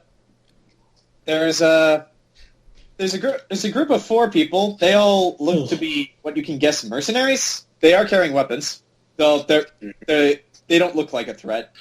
Right. Need perception for that. And can you roll one more perception check? Sure. Actually, Rowan, I would like you to do this as well. Unnatural 20. Again. Mm-hmm. Rowan, I would like you to roll perception as well. Hey. What'd you roll? Oh, let me roll. I rolled... Momento, por favor. 18. Okay, both of you see this guy. Zach, he doesn't say he doesn't say anything to you, but you recognize him. It's the guy who kicked down your door. He walks in. He's wearing civilian clothes. He walks straight over the bar and just was like, "Hey, Rowan, didn't take you for a guy who hates a place like this." So Rowan, he just like slaps you on the shoulder and sits down next to you. He's like, "Hey, Barkeep, I'll take a double. Make it whiskey." Jayson, Get some water, this too. was the first responder, basically, to the incident. Mm. Crowd's already large. Rowan says, by the way, you should get some water too. It's like, nah, water makes me sick. And as soon as his drink is served, he downs the whole thing, and that was a double shot. Damn. Better behave yourself tonight. Jayson, you don't need to roll. You know this guy. This man's name is Euron Irvine. He used to be vice commander of the city guard, but then he was demoted when the Syrians took over. Was he likable? He's very likable. He's a nice guy. The problem was, and there was no secret, he has a few bad habits. Like just to paint a picture, like when he's not on duty, you don't think you ever remember a time when he was sober. Gotcha. And now that the numbers killer's out there, he's drinking even more. Hence Rowan warning him to kind of take it easy. Knowing him, that is very unlikely. But Zach, that is your crowd. You've got quite a bunch of people. Some of them are even making passes at the girls already. In fact, one of them's already gone upstairs. With who? It's like with Yoko. So anyone who had a chance with her, sorry, she's taken for a while. So Zach, here's your crowd. What do you want to do? Well, I guess it's time to get on the stage, address my people, Dress your peeps. have the stunning realization that these are the kind of people I attract. What have I done? Hey, where's that elf kid at? She's in the kitchen. Okay. I would like to imagine that Lita, being a responsible foster parent, told Kira not to come down here. She's making cocktail weenies. I told Pyrrha, you stay inside the kitchen, help Boris, and do not set foot outside. Or in my basement. Yeah. Or any basement, really. But especially not Noxus. I'm moving to another room. Give me a sec. All right. Okay, here we go. Okay. Rowan's just shooting the breeze with Euron. Yeah. All right. Lita gets up, or Lita walks over to the stage.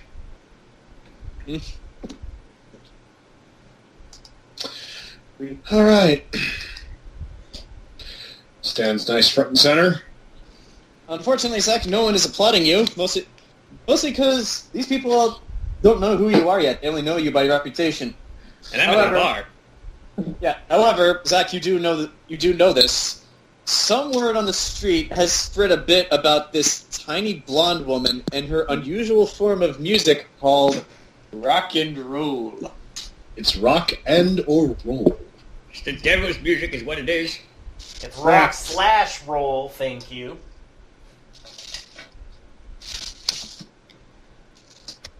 Well, I'm going to actually look up a feat that I have. I guess I'll go hang out next to Burchill, I guess. Where is Burchill, by the way? Wait, who's just at the bar? Is it Delilah? Dionysus. It's Tara from What the Fuck Is Wrong With You? Yeah, she's the bartender. I guess we're both at the bar then. No. Hi, guys. No, Burchill isn't at the bar. Oh, I'm wherever you are, I guess. I guess Burchill's just up against the wall. All right, so you're just standing there, looking intimidating. Mm-hmm. You don't need to roll for that. I mean, you look like a seasoned adventurer. I won't go intimidate anyways. Yeah, and actually, Grant, so do you. both of you look like seasoned adventurers, so you just standing there, people are probably getting the impression that we should probably behave. Well, I want to watch him because I put points into it, damn it. Go ahead. In fact, I'm actually going to roll for Blasco as well at the door. So go ahead and roll. Okay? 22. Okay, you rolled a 22. Blasco with his bonus is slightly higher because he's a bigger dude. Yeah, both of you rolled about the same. And with that roll, you are reasonably certain that these people aren't going to cross anyone while you're in the room. I rolled a 14. Hello. Yeah. And, Grant, you think you're intimidating, but it's very obvious Burchill is the more intimidating one right now. Oh, yeah, I'm only like 5 foot even. Mm-hmm. I am... Well, I'm going to address my people. Address your peeps. Yeah, wait. Ladies and gentlemen, mostly gentlemen, Yeah. Some people snicker at that. thank you for coming to the grand opening of the Red Velvet Room. It's like, your girls are fucking hot! Thank you. Down. Now, unfortunately, we couldn't book any real entertainment tonight, so just sort of put up with me. Who are you? Allow me to properly introduce myself. I am Lita Ford, Madam and Bard Extraordinaire of the Red Velvet Room. She takes a bow.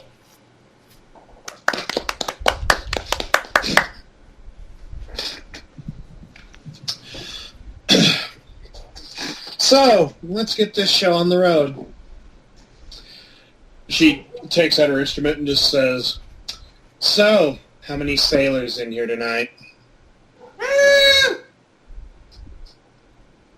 going to roll perception. That's a 14. There's a few people toward the front, though these were also the people that as soon as they walked in, they went towards the girls. One of them was actually the one who went up with Yoko. And actually, since you guys have been talking, the raise is now gone too. Alrighty. Oh, just so you know, everyone that orders a drink tonight gets a lottery ticket to spend the night free with the lovely, and I point towards Margarita.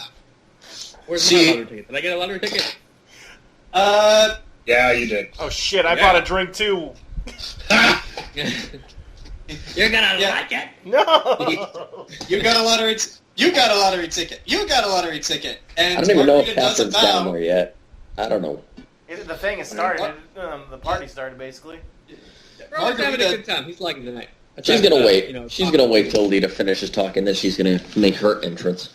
But yeah, Zach, as you say that, Margarita does a bow from where she's standing, and the sailors in particular start screeching. Like, you know that weird whistling What? noise? I can't whistle. Oh, yeah, So whistling, not screeching. Screeching would be weird. How It's like an elaborate mating dance. Okay, suddenly from the back of the crowd. My god, the Seventh ate so many seagulls they become them. No, then they'd just be screaming, "Mine?" Mine?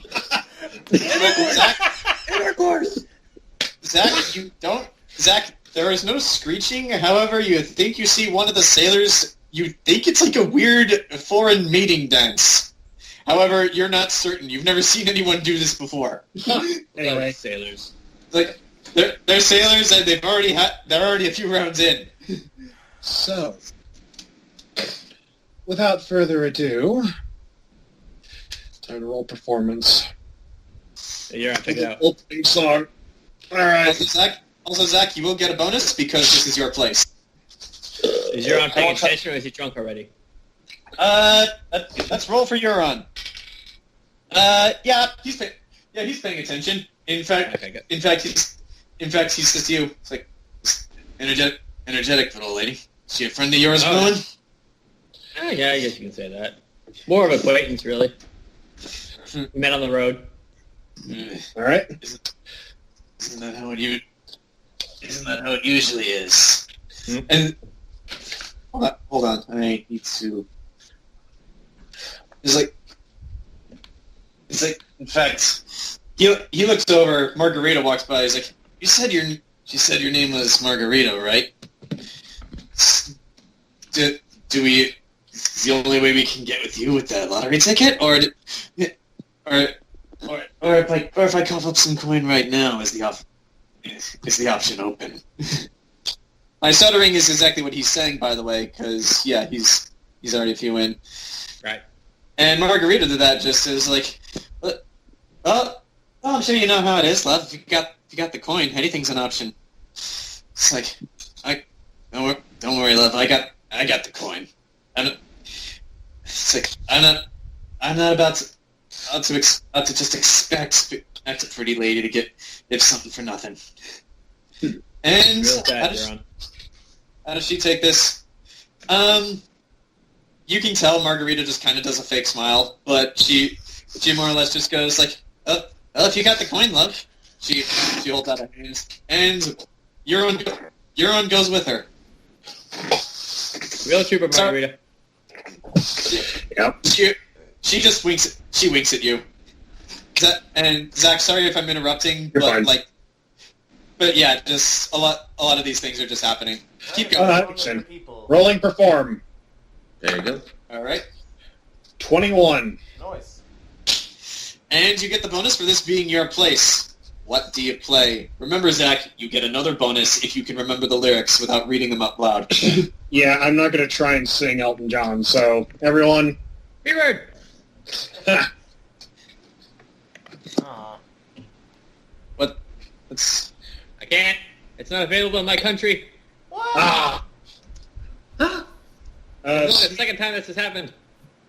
I'll see if I can YouTube it. Okay. Else. Also, just so you guys know, the internet guy is here. So if I suddenly start roboting, that's why. I apologize. There's not much I can do about it. Well, that's fine. Okay. Okay. Tell me when after, maybe 20 minutes has passed or something. Okay. Well, Lita is into her first song. Do you still want to wait, Catherine? She's going to wait till she finishes a song, then she's going to make her own elegant entrance. I don't know, do I need to roll performance or something? Or what do I need to roll? You're under no obligation. You're under no obligation to do that. However, you can if you want. Yeah, then I'm going to probably roll charisma or something related to that. Okay. Let's. But after Lita finishes her song. Okay. I don't know this. I did not know this was going to happen, so... Hold up. Take a minute to talk amongst yourselves and enjoy the music while I think about this. Because, this is a specific random event that I didn't actually plan for, so I need to figure out how to do it. Just throwing this out there. Rowan has a harmonica. Just saying. Well, Lita has the floor right now. No, I'm just saying. One for performance. We need another performer. Wait, Rowan what? needs more. Rowan needs the extra cash, so. That's true for both you and Euron. They did cut your pay. Well, Burchill's not Wait, what? going up on stage. He don't have any performance. Oh, Jayson. I'm not. Oh, Jayson, I thought I told you. Yeah, you did. Yeah. I remember now. You did. Okay. And with That's why Euron's Rowan's case, kind of actually, getting a little tipsy.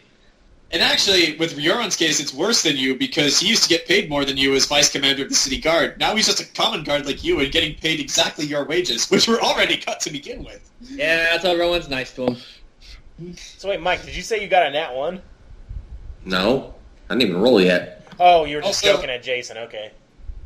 Also, just for a visual, you guys know what Trevor Belmont looks like from the Castlevania anime? Yeah. That's kind of what Euron looks like. In fact, that's more or less what I'm going for. Oh, cool. Gotcha.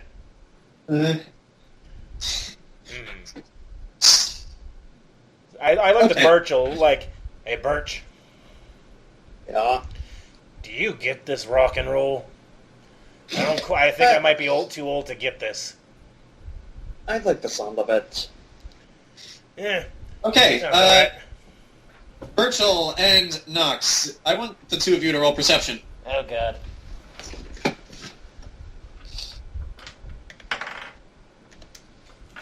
Not good.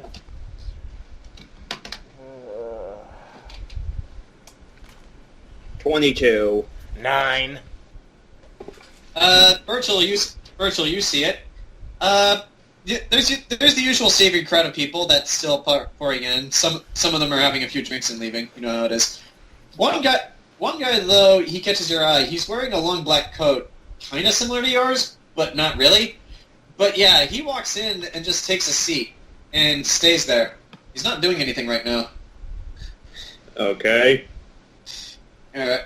I guess Nox is trying to toe tap or something, because I don't see it. Yeah. Well, if Burchill wants to point it out, he may. But that. I don't know, like, was anything suspicious about this guy other than he's wearing black? I mean... Not... Like, what, do we not serve goths in this establishment? Is he wearing a hoodie? Hoodies do not exist in this universe, and Lita, do you serve goths in this establishment? Yes, we are a non-exclusive club. Alright then. So, this person is just sitting in the back, for now. And as you're playing, Zach, remember how I said there was a dwarf that walked in earlier? yeah, Son of a bitch. He takes a seat at the bar, where Euron was sitting. He's very talkative. To me? He's just very talkative.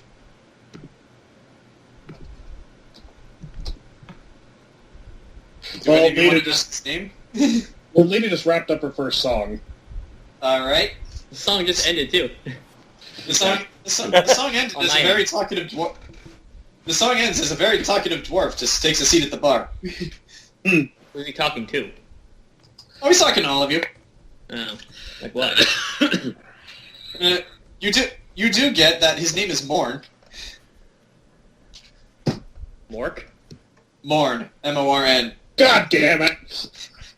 It's a Star Trek reference. There's a character in DS9 who always sits at the bar and never says anything. However, every character says he's very talkative, but we never see him talk.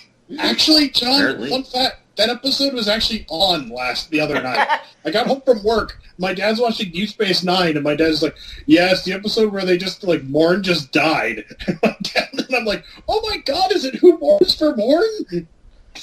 Actually, I need to watch that episode at some point because there is a quest based on that.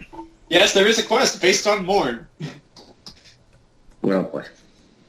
Alright, so Zach, you got another song you want to play, or do you want me to take the stage again? Well, I'm going to... Well, I want to just see the crowd's reaction. Rolling. Rolling perception. Oh, you don't need a roll perception for this. It's your bar, you know it, you can see the entire crowd. Woo! One more! Woo!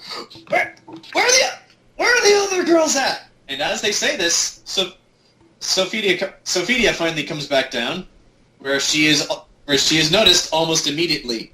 Not by the strange gentleman. Sophia. Who's Sophia? Sophia is the girl that Rowan went up with. Is she Soul Calibur Sophia, basically? No, not really. She has the same color hair, but Mike, you know what most you know what the community accepted human Fluttershy looks like? Oh boy. Not from Equestria Girls, from DA. Oh shit. Yeah, so you can easily imagine why they're marketing her as the prettiest girl here. She's got What back I problems. sleep with. She's got back problems. Yeah, you're right, Grant. She really does. Well, if she has back problems, she's certainly not voicing her complaints to you guys. Anyway, Sophia comes down and is noticed almost immediately. In fact, Zach, with the timing of that song, it was almost too perfect, because you finished just as she walks back down, and suddenly all eyes are on her. What, no love for the male prostitute? That plan for later. Oh no, I got plans for him too. Actually, let's see how well Finn is doing. Zach, you can't find Finn. Oh God! You can see the entire crowd. The dwarf is right. The dwarf is still there. Oh, thank God. Zach, you can't find Finn. You don't know where he is. Well, since the crowd's kind of going, I'm going to perform one more song, and then I'm going to go mingle. You may perform one more song. You don't. Actually, your reaction to the crowd was so strong. You don't have to roll again for perform. I'm going to roll again. Okay. You don't have to, but yeah, you don't have to, but you can. I know. Well, there's a chance I can always do better. There's also a chance you can do worse. True, but for this, yeah. Also, I do just want to say this session is largely experimental. If you guys have fun with a party session like this, we might do more. We gotta see what happens. That is, if I add both that and that is a 25. Yep, better. Okay, so Zach, the stage is kind of. By the stage, I just mean everyone's attention. The stage is being kind of taken by Sophia at the moment, just because of what she looks like. However, they will still hear you out. Lita just kind of says, "But you didn't come here to hear that boring, slow crap. You came to hear real music." Well, what is it? And Lita basically launches straight into this. Alright. Let me see what it is. Oh! For those of you at home, it's Crazy on You. Crazy on you. Let me roll for crowd reaction to this, because it's hard. Oh, wow. Zach, they like it. And Zach, not even 5 seconds into your song, Sophia's already gone again. Don't see who's up her.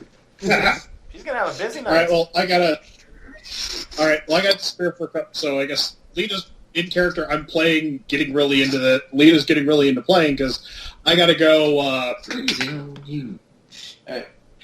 Okay, Mike, this would be a good time to make your entrance, and Trish is gone now, too. Yeah. Let me see if I can roll for, I suppose it'd be charm or something like that, to get the eyes on her. Sure. Sure. Roll for that, and throwing. Euron suddenly returns and just like, Ooh. "Hey, who's this dwarf in my seat?" And suddenly, Morn and Euron are now friends. Oh, good for him. Morn's very talkative. There you go. What did you roll? It's Sent still it to typing you. on mine.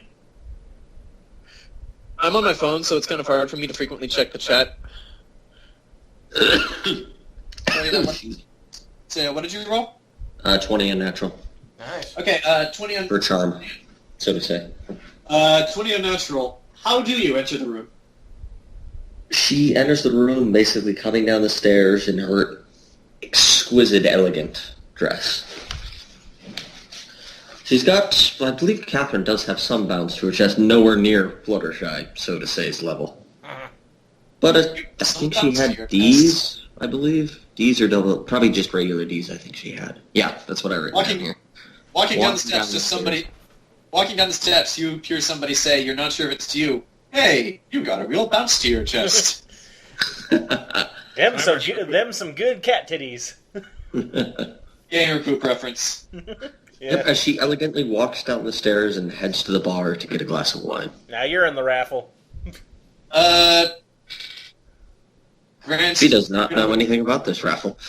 Grant, you're gonna wish you hadn't said that, because as soon as you get to the bar, somebody nearby accidentally bumps into you. Not literally, she just sees you walking by and is like, "Whoa, sorry, miss. How much are you worth?" Darling, I'm not worth anything. I'm not one of the entertainers, so to say. Rowan looks from behind. Bail. Who do you say that to? The guy. Good idea. Rowan's a little up there now. Can you guys still hear me? The internet's just been cut in my house. I can hear you. Yeah. Yeah. Okay, so, yeah, again, I apologize if there's a bit of lag in iRobot, but nothing I can do about it at this point. Understood. Alright. But yeah, as I was saying, Catherine, as you walk to the bar, someone accidentally bumps into you. Like, not literally bump, but just runs into you walking in. And and he just looks at you and says, "Whoa." Like, he really likes what he sees. And Like, Rowan told him Keep the walking, bail. man. Evening, miss. How much are you worth? Evening, sir. Well, I'm afraid, darling, I'm not worth anything. I'm not one of the entertainers, so to say, here. Suddenly, he looks around the room confused. He's like, "You sure? I need to..." Oh my darling, god. I'm an investor more so than a yes. He's like, "You sure? Because you're kind of..." Somebody walks over and then just places his hand on his shoulder and says, like, You'll have to excuse my friend. He's kind of nervous. And to give yourself credit, you are prettier than that blonde who was here a minute ago. Thank you, darling. But yes, no harm, no foul for that. I'm quite aware of how I look, so to say. All right. Sorry, you get chummy with these people? Catherine. She can maintain a conversation with them. They're boring to her, though. She's hiding that well. All right. I need to roll to see if this happens. Oh, it doesn't. So, as Lita is into her, what else happens? Oh. The random event that was rolled was Rousing Performance, which I guess since Zach's gone and Lita is really into her playing, the crowd's really into it now. In fact, they're almost forgetting about the prostitutes. Almost. Finn's back, by the way. And actually, because they're semi-distracted, any one of you, if you want another shot. What?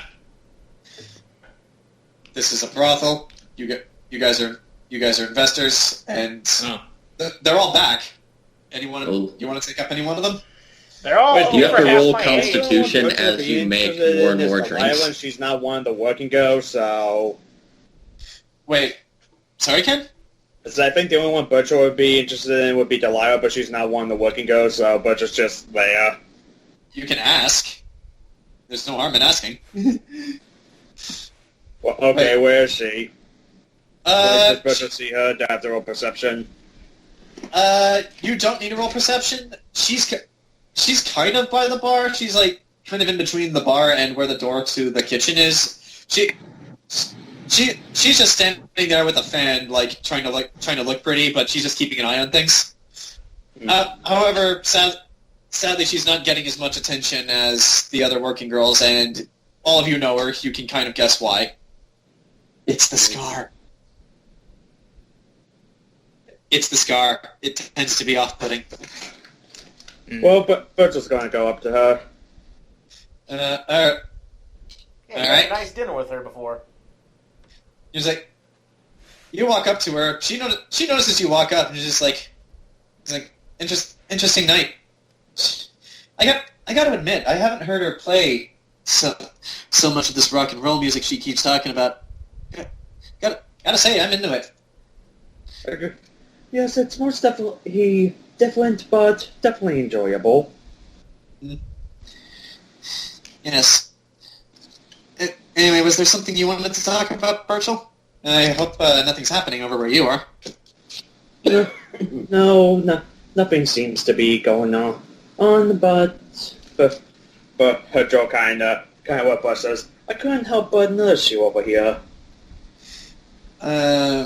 Hold on, I need to roll for her, and I want you to roll charisma. You already took her out on a date. No, we got drunk at a bar. I don't think that counts as a date. Some people We got drunk and talked about tragic backstories. That's a date. Yeah, that counts as a date. Actually, Date Jayson. or depressing date? Jayson, does that count as a date? Sure. All right. You enjoyed each other's company. Unanimously agreed. Ken, that was a date. Okay. And because of the unanimous had agreement, like 2 dates in one day, I guess. because of the unanimous agreement, you'll get a bonus to your perception roll. Roll it. To my charisma roll, you mean? Yeah, charisma. Well, I rolled a 16 already, so whatever's added to that, I guess. Hold on. How lucky are you? Oh shit. He's like. So, Delilah just kind of rolls her eyes and then sighs, like, if you're referring to what I think you are, unfortunately I can't. I got to make sure the business runs smoothly. And I'm sure you understand. Understandable. You need to keep an eye on things while the business is running. After hours, though, the office open. And I Burchill walk away. Should I roll charisma again? You don't have to. Actually, just like as you do that, Delilah just suddenly says, "Wait." She suddenly grabs your hand. You don't need to roll for this. You feel her put something in your hands. You want to look at what it is? Sure. It's a key. You can only guess what it's for. And as you turn around to look at her, she just winks and then goes back to where she was.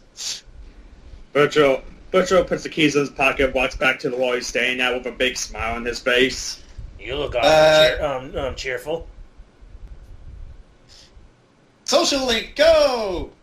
Does he say anything to Nox after he goes, "You look awfully cheerful"? Burchill doesn't say anything. Nox just smirks and takes a sip of his drink. Suddenly, from somewhere in the crowd, it's Melee! Melee! You vapid whore! What the Alright, perception, what the hell's that? Yeah, same. 19. Let's see, for me, 19 as let's well. see, 3. Yeah, 19 as well. Wow! 319. Well, thankfully, thankfully that wasn't yelled at any of the working girls. You actually see at one of the tables, remember the 4 mercenaries that walked in? They're starting to argue with each other. Oh, so, okay, I thought they were yelling at the girls. Well, it's very easy to understand why. So one of them just called the other guy a whore? Yeah, one of them just angrily yelled at the other one and called him a vapid whore. And then in response to that, he just says, "Oh, I'm sorry, God, I'm just retired. I'm retarded. Taco, this isn't helping!" Are they getting rowdy? Yeah. They're getting a little rowdy, but you guys can clearly tell this is the alcohol talking.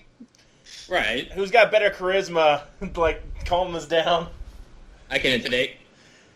Okay, because I got a 7 in charisma. I'm not good at being charismatic. I have a 7 in intimidate. I got a 2 in intimidate. I got a 5 I in got intimidate. I got a 4. Way to make me feel intimidated. All of our powers unite. Let's intimidate the fuck out of these Catherine's guys. gonna get involved. Oh, you are? Yeah. Everyone get involved. We'll have all our powers combined. I'm gonna get involved, and then I'm also I maybe rolled a try to 12 on slightly. intimidate, so Nah, I guess don't I have the just correct kind of, outfit. I guess I just kind of glare at the guy, and he probably doesn't notice. I don't know. Well, you glare. Catherine said she was going to get involved. Let's see what Catherine does first before any of you. Okay. Okay, so she's basically going to excuse herself from the previous conversation and head on over there. Those guys are like, damn, that's a hot cat lady. Yeah, they understand. You head over there. They're still arguing. Just like, and you hear one of the other ones yell, "Fire makes everything better!" I don't think I need to say who these guys are. Oh boy. They must die. Apparently. Why? Why? If they do that, the DBZ bridge will never get finished. Exactly. They have one more episode. That's it. And more importantly than that, we won't see the end of Hellsing Ultimate abridged. Coming out next year. No, it's coming out I thought it was coming out this year. Well, in this universe, they die. And still waiting on Attack on Titan. That got Yes, that's canceled canceled forever. Ah. because of copyrights. I still refuse. I to mean, watch I do Attack know on of Titan. one joke that's going to be next episode because I think Taco was on the Frankcast and he talked about one scene where's the same Attack on Titan where that one guy shoots himself with a shotgun. Yeah, it was like it was about to go to the scene. They cut away to it's like, should we go back for them? Nah, I'm sure it's fine to hear the guns. See, they're still fighting. Oh. Anyway, Catherine, what do you do? She's going to head over there and see if do they notice her heading over there at all? Do they? They still seem pretty into it. She's basically going to, which one started the conversation? Which one started the shit? You can't actually tell. However, Which one looks angrier? However, you can't tell just by the arguments which one has the voice of the one who screamed, "You vapid whore."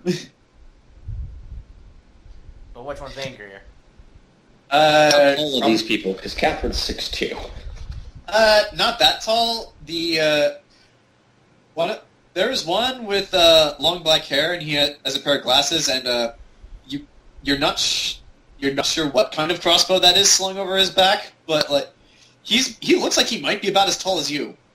The other one though is average height, and he clearly looks the angriest, and he's got a pint of alcohol in his hands.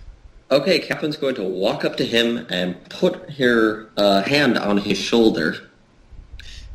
And as soon as you do so, he stops yelling at his friend and just looks back up at you, and he's just Darling, can't. you might want to calm down, Intimidate. Let's see, that is plus 7, 15. All right.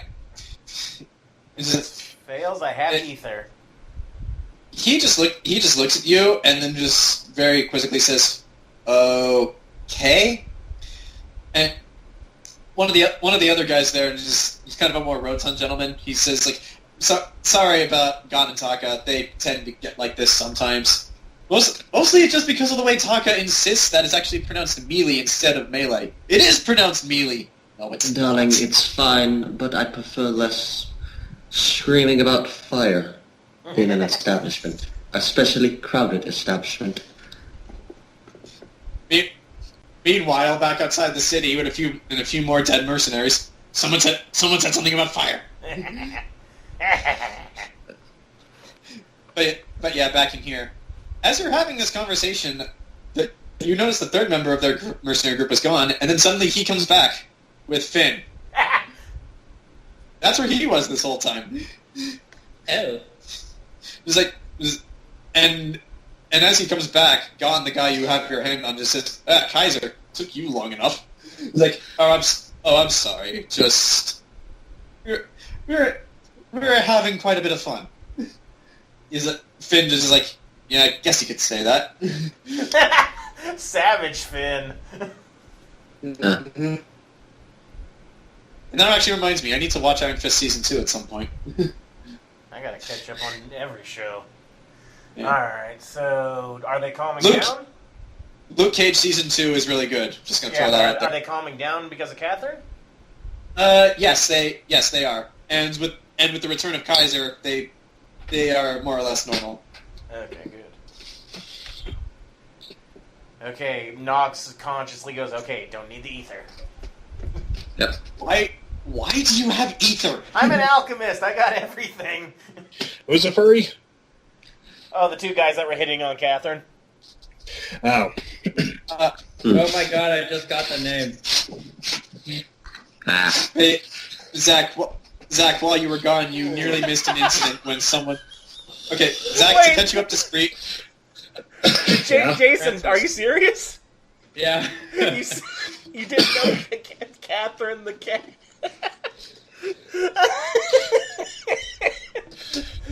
Oh my god. Oh my god, Catherine's a cat! Fun. Throw it in the back trunk. Oh my god! Wait, am I the only one that realized that before now? I think Jason's the only one that didn't. So, Jayson, suddenly Euron is just like, wait. So you're telling me that her name is Catherine because she's a Kaji, and therefore she's a cat? I feel like the DM should be drunk too. A little early.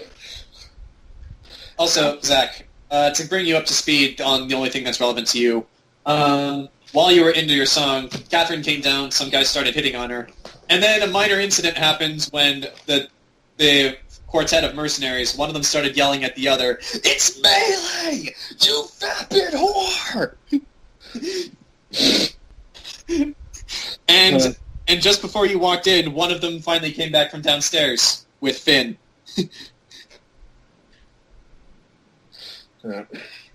So yeah, I guess with Zach's sudden return, we can call that the end of Lita's second song, or however many songs he's been playing. And time to mingle. All right. So thus far, there is Morn, who is very talkative. There is Euron the Guardsman, and there's Obvious. There's Team 4-Star. Or should we call them Team 3-Star, because Team 4-Star is copyrighted. Team 3-Star, I will end you. What is that? Is that some sort of club? Can I join? No. So there is a club. All right, so Zach, since you weren't doing any of the mingling, what do you want to do first? Well, I guess just kind of, just walk up to a couple tables, just like ask them how they're doing, if they're having fun, You do that, and several of them have said they very much like your rock and roll. Like one of them asked if you could play that song again, and one of them asked if you could go upstairs. You got lucky. Lita, I'm flattered, but unfortunately, you know the rules a bit. The first rule of business: don't touch the merchandise. He laughs heartily at that. You can tell that these guys have had quite a bit of alcohol in them. Is there anything else you want to do, or do any one of the other party members want to step in? No. Is there anybody suspicious looking now? Because everyone else is off mingling people. I'm kind of still in the corner, and Burchill's just kind of smiling. Yeah. I want to roll perception to see if anyone's being suspicious. The two of you may roll perception. Is the elf chick around? That's 17. 13. Jayson, do you mean Pyrrha or Cereza? Like The one that works here. Oh, Cereza? Yeah. Yeah, she's around. Why, you want to go up with her? Yeah. Rowan's having a good time. It's like... Actually, as you're walking towards her, you're in stuff, she's like, I didn't notice that one before. Not bad. What? He's like... he just says to you, maybe you... He just whispers to you, maybe you could put in a good word for me. Maybe next time I'm here. Don't worry, I'm not going to take what's yours right now. Oh, you're on saying that. Okay. Yeah, you're on saying I that thought to you were talking at the elf with a really deep voice. I'm like, wait a minute. No, Rowan's not that yeah, good. Yeah, you're on saying this to you. Okay. It's like... Rowan's like, oh, we'll see, buddy. It's like...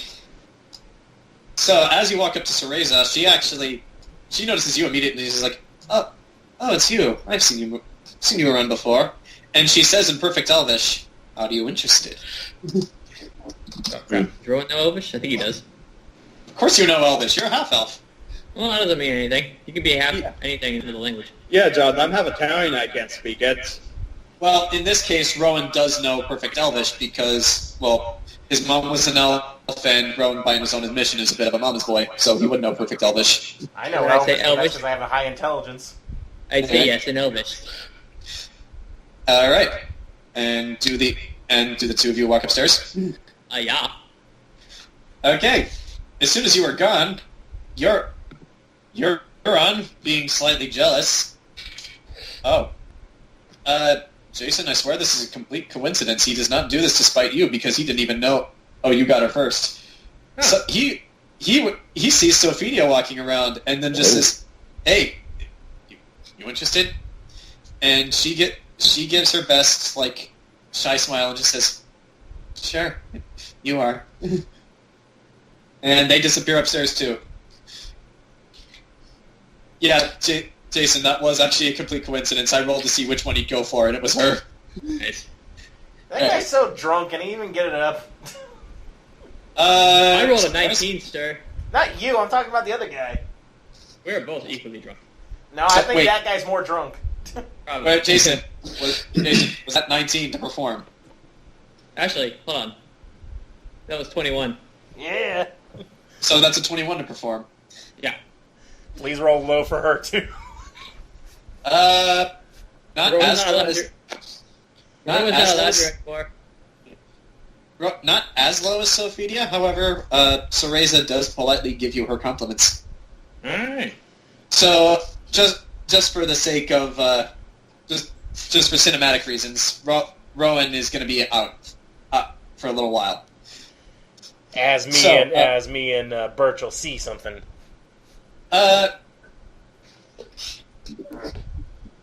Actually, do I do this now? 17 and 13. What do our eyes see?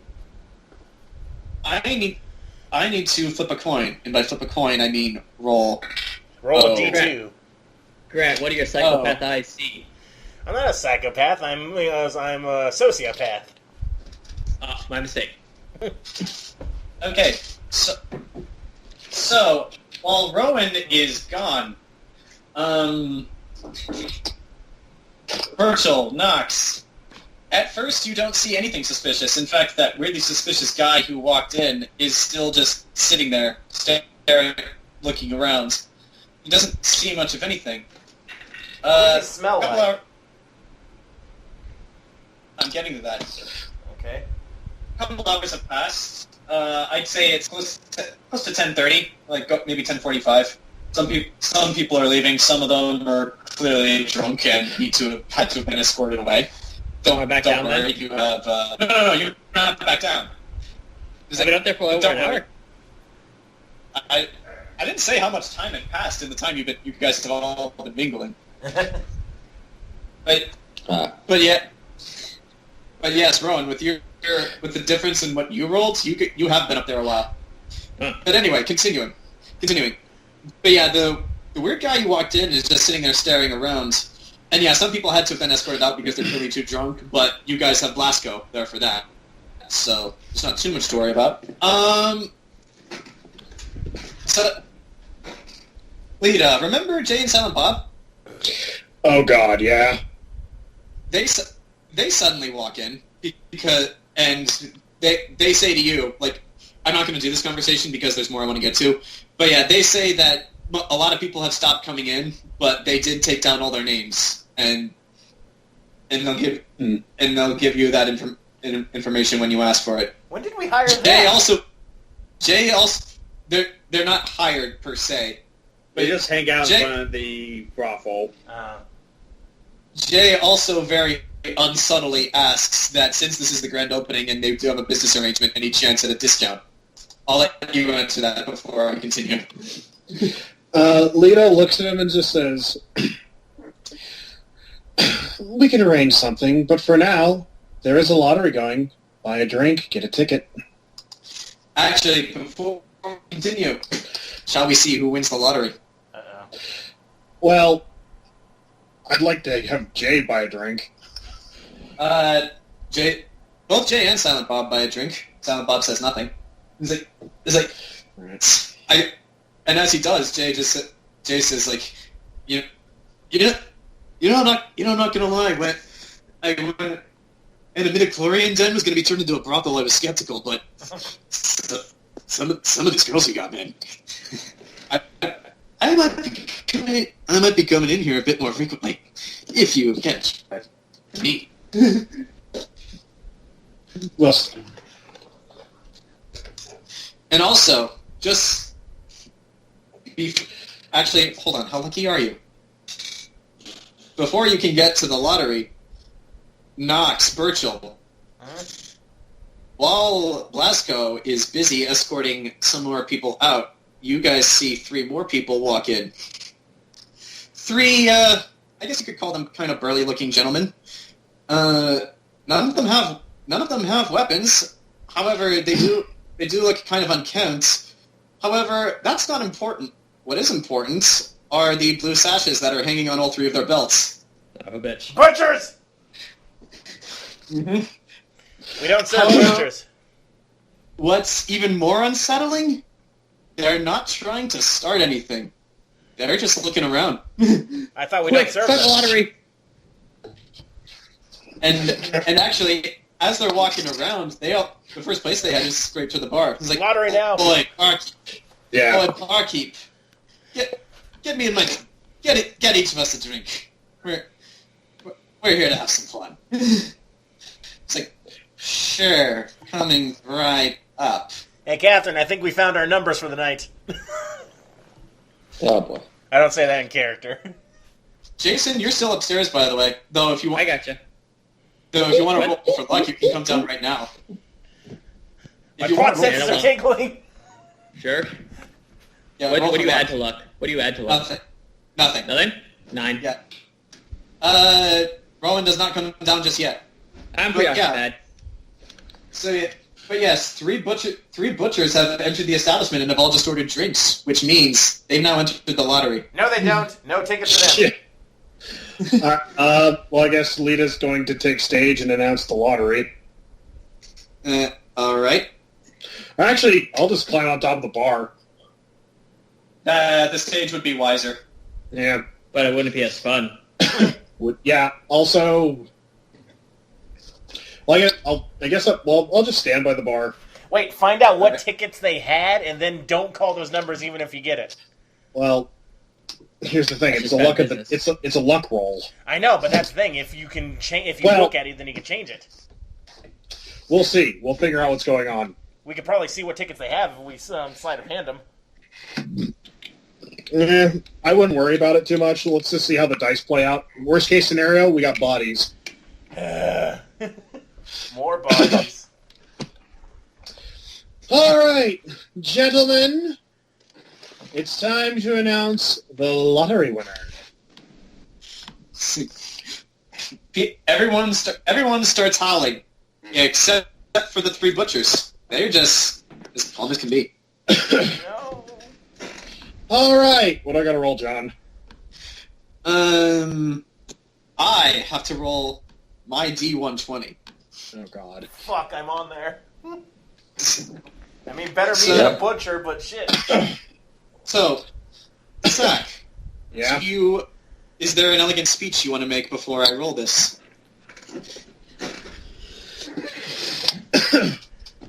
Remember the grand prize: 1 free night with margarita. If I win, you guys better tell me. That would be really awkward.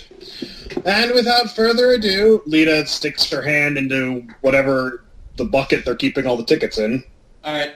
Since my D120 is kind of big, I'm just going to roll this on the floor. And let's see.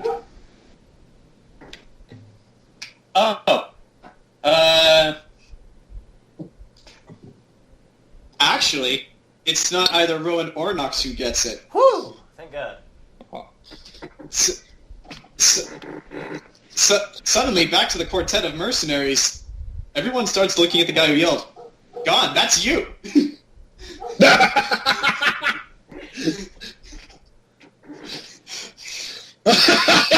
Wait, who won?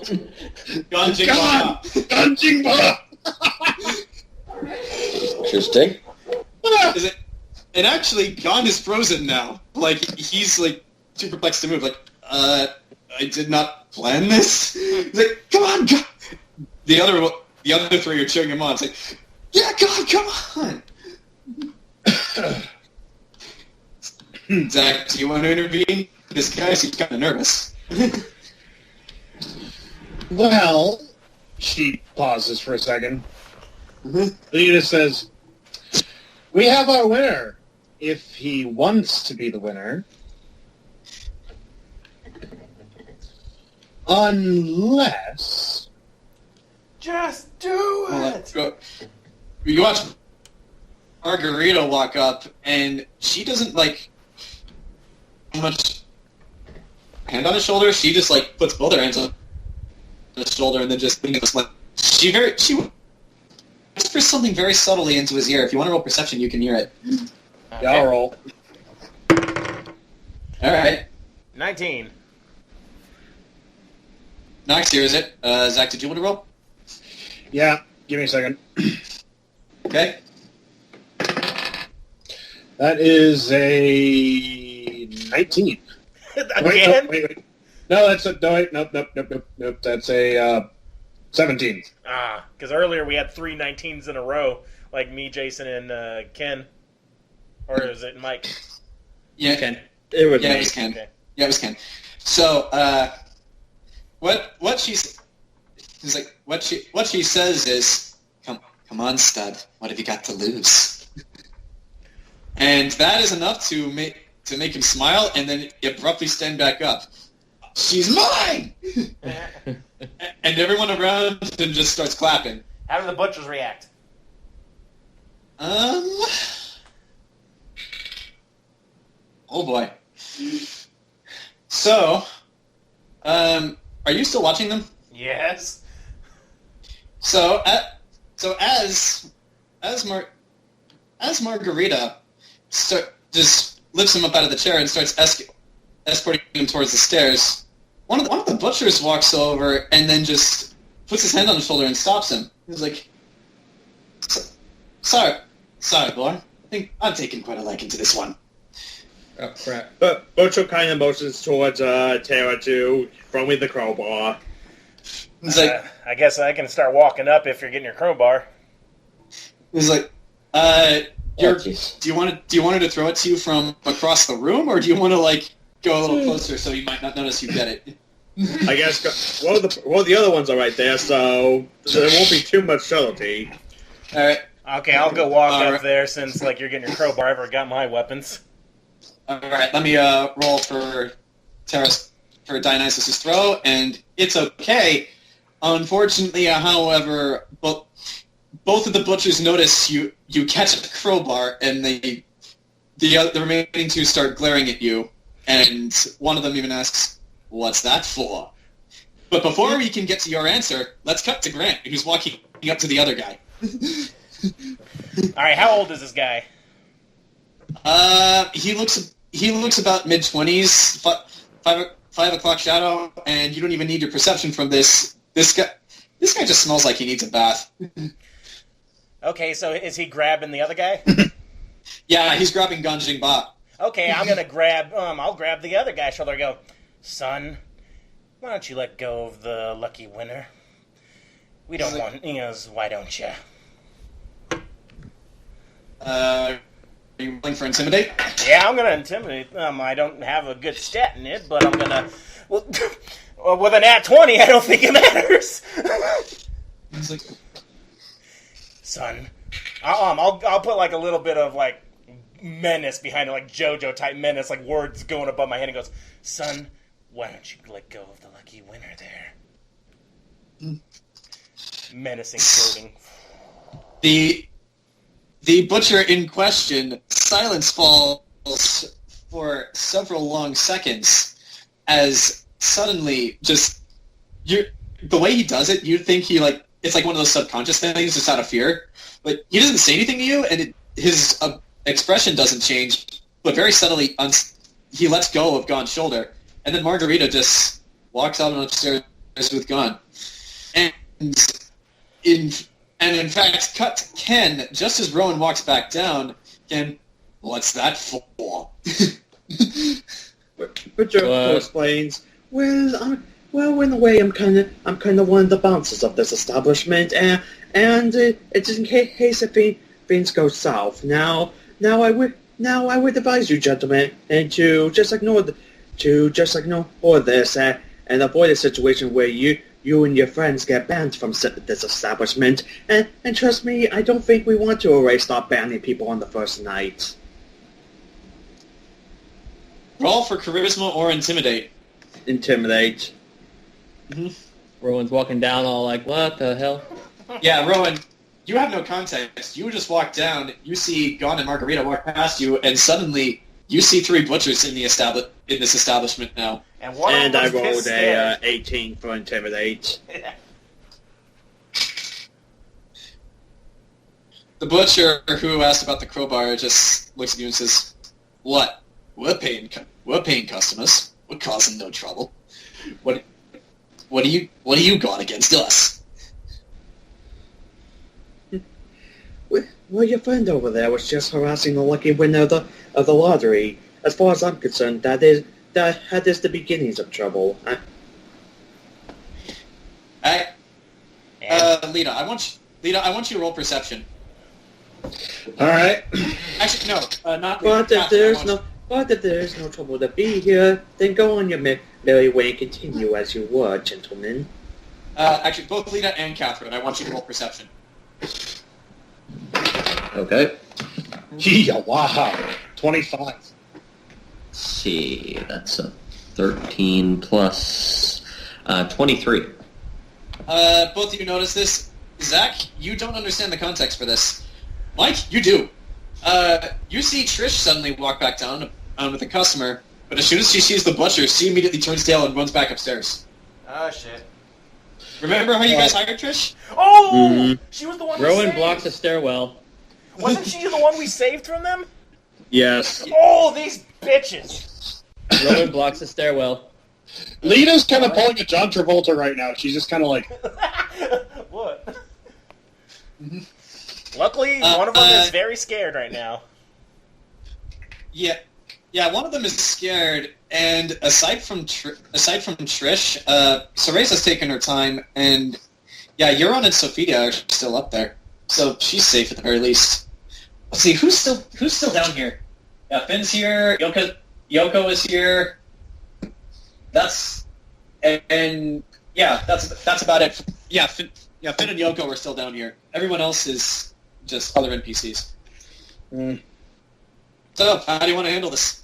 Well, he's handling the two guys, I'm handling the one. Who goes first? Yeah, I'm just kind of like, the hell? The fuck is it? Well, Grant, the guy who you're holding on to, he just like abruptly pulls away and then just heads back over to the bar. Like, and he kind of does it like trying to purposely hit you as he does it. Like, you know how it is. I give him an icy glare if he does try to do that, and just see if he stops. Because with that nat 20 still going, like, try it, son. He doesn't stop. However, he does get away from you quickly. Okay, so he doesn't shoulder check me. I'm good. Okay, I'm gonna walk between him and I guess if the other two guys are over by Burchill, I'll go stand with him. All right. So you go stand with him. Zach, was there a third song you wanted to play, or do you want to keep mingling for a little while? Because I have one other thing I want to do, but it doesn't really matter what goes first. I want to keep mingling, and now that I'm aware that there are 3 butchers in my establishment, I kind of want to watch the situation. All right. So everything seems quiet for now, but then suddenly, as Soreza walks back down, and you suddenly hear one of them say, "What kind of cheap rundown place is this? I'll just let anyone work here." I mean, there's a fucking elf in a Kaji. Like, this is sanctioned. This is Syria, for Christ's sakes. Son, why don't you keep your voice down? Do I hear Catherine this? seems to notice this and just looks. Butcher's just going to say, loud enough to hear, "Oh yes, because Cripple Cage is just the finest establishment, isn't it?" Son, do I hear this? Yeah, you do. Also, Mike, did you notice they very unsubtly called you a prostitute? How close is he? If you're mingling, like, they're a room away. But to answer what Burchill said first, one of them just looks back at you and just says, "Well, these crippled Cates doesn't hire any filthy non-humans." It's Captain, if you do It's something, called I can make triple it. K. So it sounds like they might as well just hold up a sign that says you're guaranteed to get an STD. Captain, I can make it look like an accident. I've got ether. Darling, whenever you so wish. I don't care. Wait. We're keeping I'm the not peace going right to now. Nothing's happened Go yet. off We're the just handle just because somebody called me a name. I'm about to go out the handle. The whole elf comment. I'm going. Well, I guess I'll, as the owner of this place, I guess I should address them directly. Yeah, and Probably. get our actual bouncer over here too. Like I motioned for that guy to come as well. Well, I walk over. Gentlemen, if you have an issue with the establishment, you're very, very more than welcome to file a complaint with management. And who would management be? Hi, It's like, I'm Lita Ford, management. oh dear God. Also, HR. Ken, this was the guy who asked you what the crowbar was for. He looks at you and is just like, you, tiny woman? How could someone as small as you run a place like this? You don't have the balls. I'd like to roll Intimidate. All 5'2" of me. You're only like 2 inches shorter than me. Let's see. There's that plus that. Also, Grant, you don't need to roll for this. Blasco is nearby. Lita looks him square in the eye, all 5'2" of her. Balls? You wouldn't know anything about balls. Your balls are so goddamn small you need a microscope in order to find them. It's probably hidden in that little tiny pocket you call a dick. More importantly, the fact of the matter is you keep insulting my whores, you keep insulting my establishment, and you have insulted me. So how about you sit there, shut the fuck up, and kindly not do anything, or I'm going to rip your guts open right here, and I will splay them out all over the bar, and then I will watch as your friends skull fuck you to death, because I can do that. 26. Well, now. I bet my nat 20 guy's pissing himself even more. Yes. Damn. Zach, Yeah?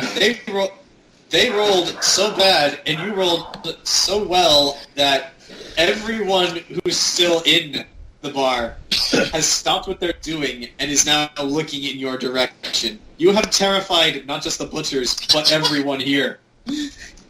Including some members of the party. I look at the one guy, and I put a finger square in his chest. Have I made myself clear? Yes. Sound off like you got a pair, son. Yes, ma'am. Good. Now, if I hear any more trouble from you, she motions to the Blasco. You'll have an appointment with him, and he is far less gentle than me.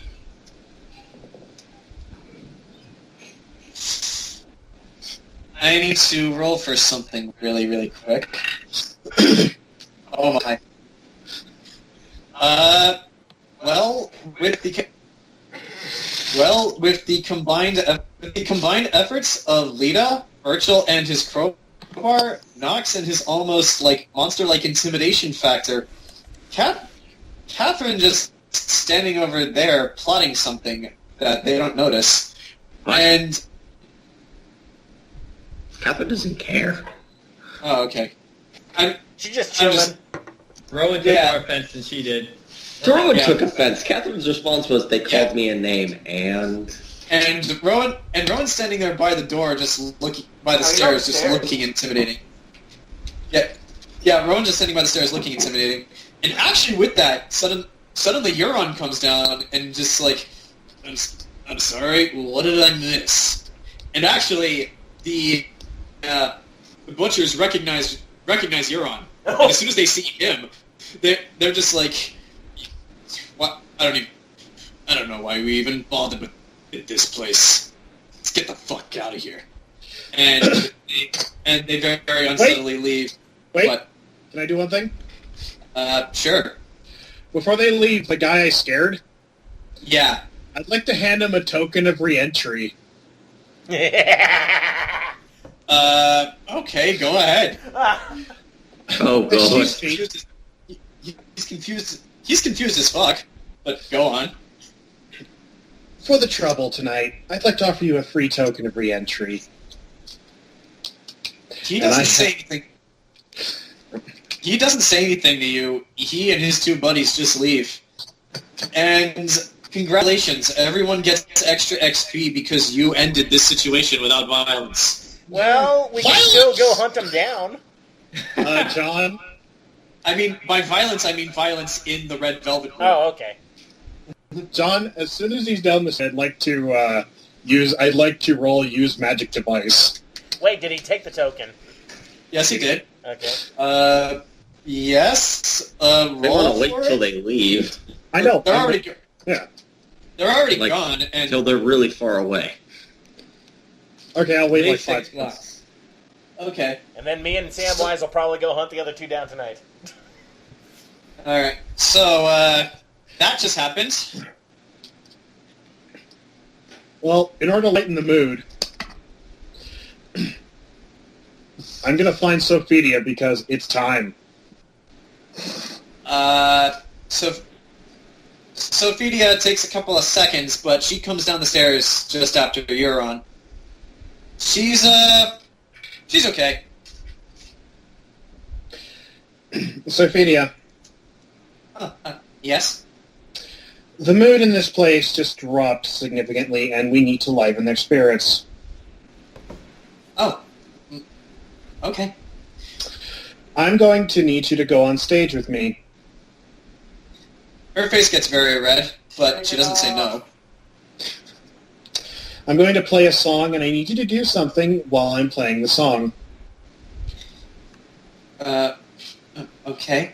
What do you want? Strip.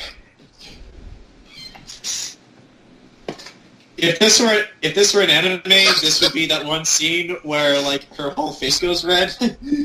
She's a whore! You Why know- is she so nervous? Well, remember. Well, you see, remember, usually people have Grant, to pay to see her naked. She's doing it for free now. Okay. Well, remember, Grant, they're marketing Sophia as their crown jewel.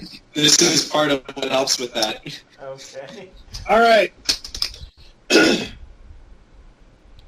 Zach, the stage is yours. All right. Ladies and gentlemen, mostly gentlemen, sorry for the rude interruption, but we need to take care of some ruffians. So now, for your Visual and auditory pleasure. pleasure, I give you Sophia, the jewel of the Red Velvet Room. They start howling at that. And now I'm going to roll perform. What are you playing? I'll link it after I roll. I would just like to point this out. Both Rowan and Euron, both of you are incredibly indifferent towards this, because you already saw what she's got. No. 23, John. Okay, what do you play? Well, For some reason, I keep imagining that song "Take It Off." Oh, God. You know, oh hell no. they play it on the radio frequently. No. Yes! If she's going to be stripping, she's stripping to Prince. Hell yeah. All right. Nox averts his gaze. Burchill, you still have your crowbar handy, right? Yeah. Nothing is happening, but Lasco gets it too, and the two of you just kind of look at each other, and he nods at you. Both of you just kind of get the sense that you might want to get in between the stage and the crowd, just because of how crazy they're going. Yeah, I'll do that. Yeah. And oddly enough, Jay, who is Jay, he would be crazier than most. He's oddly calm. And yeah, there's not much else I can say about this scene other than to let your imaginations run wild. I told you what Sophia looks like. Ass, ass, ass, ass, titties, titties, titties, ass, ass, ass. The Prince. You got the song. You got the song. At the very least, 4 out of 5 of you have very vivid imaginations. You can probably imagine exactly what this looks like. How much money is being thrown on stage? Let's find out. Using the die I got at Comic-Con.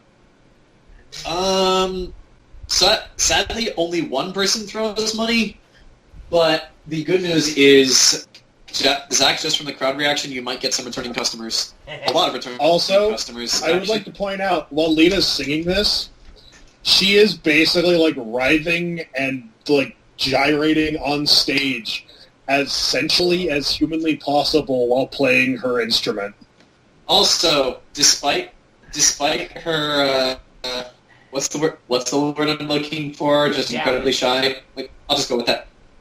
Despite her incredibly shy persona, both of you, not sure if it's her assets or if she's just a good dancer, but she's able to move quite incredibly well to the song. Again, though, you're not sure if she's actually a good dancer or not, because her assets are kind of distracting. Yeah, Nox isn't going to look at the stage. He's going to keep an eye for any more suspicious people. The good news is all the suspicious stuff is over with, and the one suspicious guy you were looking at before left at the same time as the butchers. Aha! You're not sure if he's with them or if he was just equally as scared by Lita as they were. Nope, it's not a coincidence. He has to die too. Come on, though, because he didn't have a... Yeah. I have no idea why I'm the pre-prince. Alright. So, the song ends.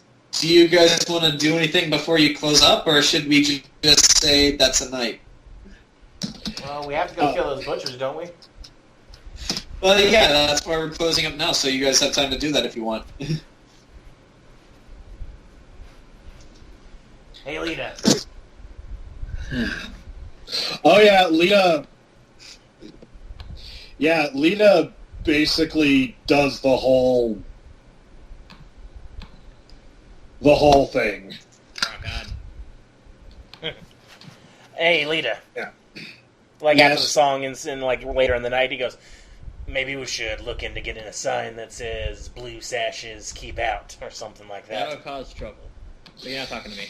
Yeah, we don't want to explicitly tell certain people not to come in or not. That just kind of sets a precedent. Well, those fuckers ain't welcome back. We'll keep an eye on them. You know. Also, Oh, sorry, go on. Also, just for fun reference, Darling Nikki invented the parental advisory sticker. I believe it.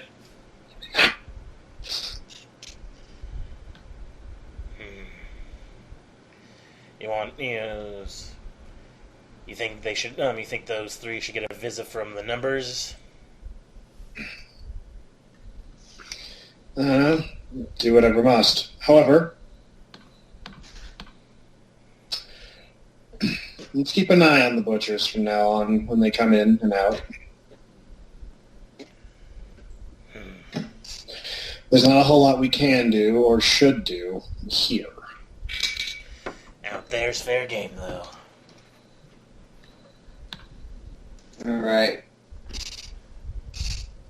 So, the night winds down, everyone leaves, all the employees got some, and some of them are tired, so they've expressed interest in going to bed as soon as possible. Sophia and Cereza in particular. Yeah. Now we can finally tell the little girl who's been hanging out with Boris all night she can go to bed and not have to listen to his accent. My God, that's some sort of hell.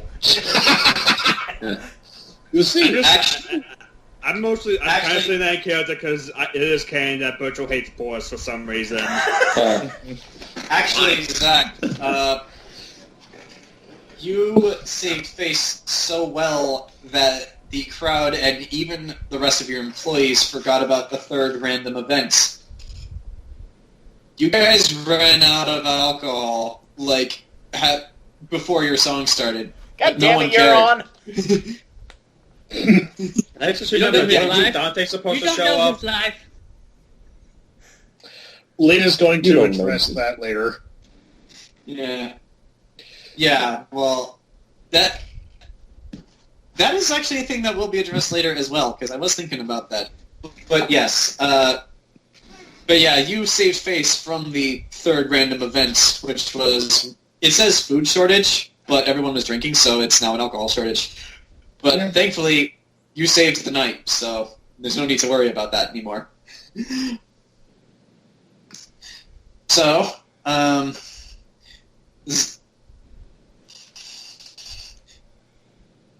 Yep. Yeah. and so Delilah, she actually yawns and just says, "Well, even just standing around making sure nothing goes awry can be busy. Thanks for the save, Lita. I did not want to have to deal with those guys, but I think I'm just going to be going to my room now.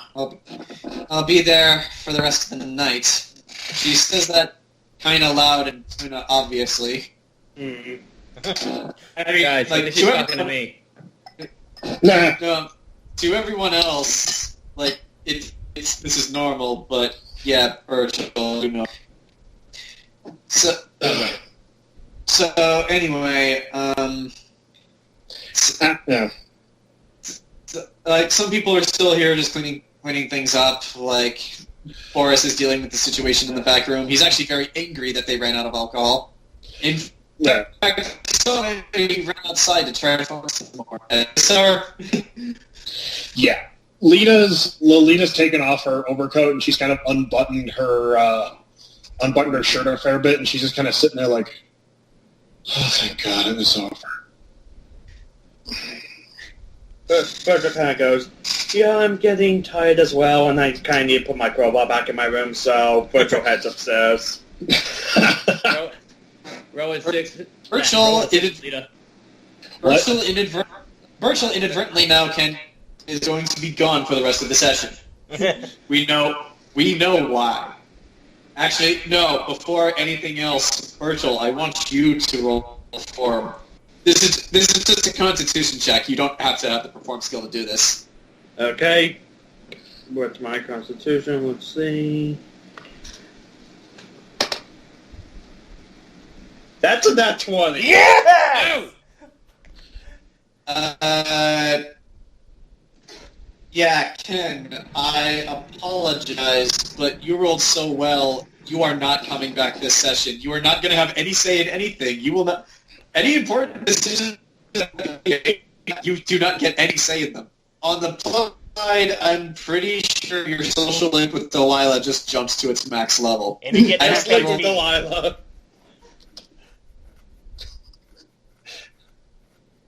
Yeah, but just and I'll roll here, but I'm pretty sure that's what just happened. Next session. Well, apparently married now. So, with that out of the way, Rowan's with Lita, and I'm guessing everyone else is just hanging around. What do you guys want to do now? Wait, Rowan Rowan wants to with bring Lita? up something with Lita. Hmm? Rowan's like, first off, I had a great time tonight. I did not expect this establishment to do so well. He sounds buzzed, but he's all up there. He's all up there, Yeah. but he sounds a little buzzed. Yeah. Lita's In the dice, you guys all got... Lita smiles and says, "Thank you. It's my job." Now, I wanted to bring up something we talked about earlier. Who else is in the room? As Rowan's supposed it's- to be quiet. It's just you guys now. Euron's not there? Okay, good. Yeah, you're on left a while ago, although Rowan, he did say to you he would be back. Yeah. So, Rowan, Euron and I, we could spread the word, bring a lot more guardsmen here. You could have a chance to get really good terms with all of them, So when this whole thing that we talked about goes down, you'll be in there good. You know what I'm saying? I dig it. Yeah. All right. You and Euron start bringing more guardsmen here. We can establish a pretty good rapport with them. Yeah. Yeah. No one will suspect a thing. No one will ever know! Lita pats him on the shoulder or pats him on the arm. You're a good man, Rowan. You're a good man. Thanks. There isn't one back there. Huh? Do you need it right now? Oh. There should be one by the printer that's only close to one thing. Yeah, but it's plugged in back behind that giant thumb that I couldn't get it a plug. That isn't the one I wanted. Do you know how far back it is to plug it with a plug minutes? No. Like, I think we put that there before we moved that big thing against the wall. yeah, I guess you could just run down to Best Buy and grab something right now. Yeah, it's, Yeah, just do that. I mean, I have this one, but I think it's like... Yeah, just run in and get something. Sorry, apparently the guy who's setting up the internet had run out of blocks. He did what? Continuing. Anyway, continuing. So there's that. I forgot where we were in this conversation. Lita just told Rowan, said he's a good man. Mm-hmm. Or just kind of like nods and smiles, and he kind of just leans back, resting his eyes. Alright. If you're not, Lita just kind of goes, if you're not good to go home, we could probably rustle you up a bed. I just need a few minutes. Son, you need to go to bed right now and some water. No, if Not I his stay here dad. overnight, Mother will get concerned.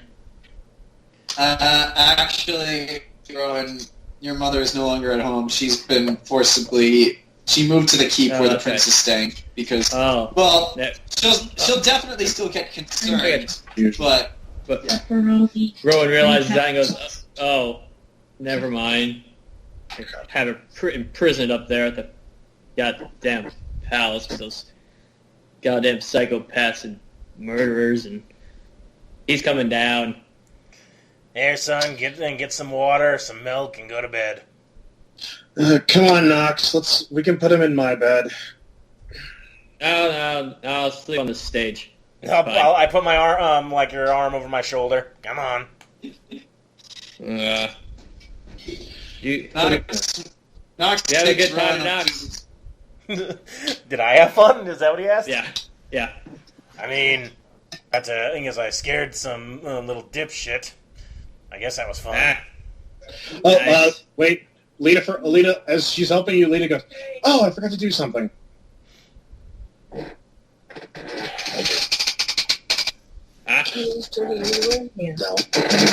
Yeah.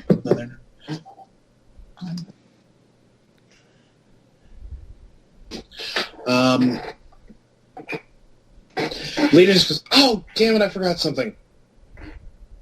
And? John, I'd like to roll use magic device. That'll actually help Do me not find give them me one of later. those. Do not give me one of those. Roll. Lita extends her hand out and just like, well, I hope that butcher's sitting down. This is gonna hurt, hopefully. That's 17. Hold on. Oh, shit. Meanwhile, somewhere else in this city, imagine somewhere in the butcher's headquarters, there's like a place with a bunch of bunks where they all sit together. Just suddenly, while he's all in there, he's sitting there on the top bunk, someone's beneath them, but then just suddenly, beep, beep, got back to you. Well, he'll be easier to find if he's charred. Lita just kind of goes, you feel that, Knox? He goes, I don't feel it, but I can imagine.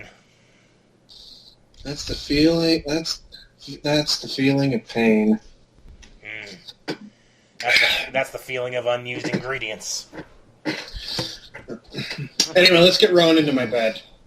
Oh, no. Kath, What the? not like Darling, that. I'm shocked and appalled with this situation. Darling, you could honestly do better. Lita, Who are you talking Lita. Hold on, I got. You said get Rowan into the bed, so Catherine's Lita- response was Lita's you could do better. Lita's face. Okay, Lita's face goes beet fucking red, and she goes, Darling, what are we supposed to think? We're in a brothel. I understand it's young love. The old man is carrying her. Darling, you're only gonna get hurt. The older man is carrying up the stairs. Don't talk. She's an artist. Okay, why do, when the bomb went off at the other place, right? None of you heard the bomb go off, by the way. In fact, you have no idea Why what do it I imagine is. that's playing when it goes off? Because of course this plays in all those situations. Oh, son of a... Just fucking go away. Is it the WTF bomb? No, it's the fucking Six Country Road song. Oh, I know it. You know, there's a fucking YouTuber I'm watching that keeps playing city skylines, creating cities, and then destroying them as this plays. And he calls them West Virginia. Well, I'm gonna build West Virginia right here. Hey, Captain, the good news is this guy's a little crispy. He'll be easier for me to find, and then we can make more numbers. Oh, jeez. anyway. Come on, let's... Do the two of you want to go out and get more numbers? I want to kill something. But first, let me get my drunk friend to bed. Yes. Yeah. All right. Lita's kind of processing everything, and then she also mental side note, next time I see Dante, I'm going to hit him. Oh, yeah, he wasn't. Don't worry. Don't worry. That will be explained. Not shortly, but it will be explained. So, as we can safely assume that Burchill, Rowan, and Lita are now all out of the session. Well, is Lita out of the two session? psychopaths. Well, I have to ask Catherine first. I'm just saying the two psychopaths have the floor. Lita's doing accounting Other right people now. in this room. All right. Yeah, Lita's doing accounting, right? Lita's sitting at her desk doing accounting. I thought you were gonna rock Rowan's world. No, she's doing accounting. So it is just the three of you in this room now. But the two psychopaths still have the floor. Hey, I need more ingredients. I made, like, a bunch of bombs and health potions. I need more. Say, Catherine, Yes. you think Samwise is free for the night? I don't know, darling. I'd have to speak with him. What is this about? Well, those three butchers earlier. One of them might be crispy and easier to find right about now. I want to know if he wanted to go take a stroll. Perhaps, darling. Perhaps. Let me see if I can contact him, and give me 10 minutes to see what I can figure out here. Okay, then. All right. So, jumping ahead 10 minutes. Nox, where are you waiting? I guess with Lita, and I'll just say, if we can get these guys, it won't be like we already took care of one butcher like this. They'll just think it's a pattern. They're not very good people either, so no one will miss them. Is this after the 10 minutes that Yeah. Samwise has appeared or something? Yeah, we can say Samwise has appeared right now. Okay, so as I was telling He you, enters to the front door. All right. Hey Sam, how you doing? Well, I'm doing rolling disguise. That is total score for disguise is 23. Yeah, Disguise voice. You're in the Samwise persona now. You don't need to roll again. Well, son, I'm doing great right here for you. How's it going for you? Heard there was some sort of bar opening here. Yeah, it went well, except for a couple of shrimp dip butchers came by and tried to stir up some trouble. I figure, hey, the boss lady says maybe we should stir up some trouble of our own. I suppose, but why are we stirring up trouble for that one? In that way. Just draw attention to yourself, so to say. Oh, not here, no. It's out there, though. You up for it? I suppose. How much you paying? I look to Lita. How much money did I make, John? Quite a bit. You could easily spare like 100, 120 gold for this. Easily.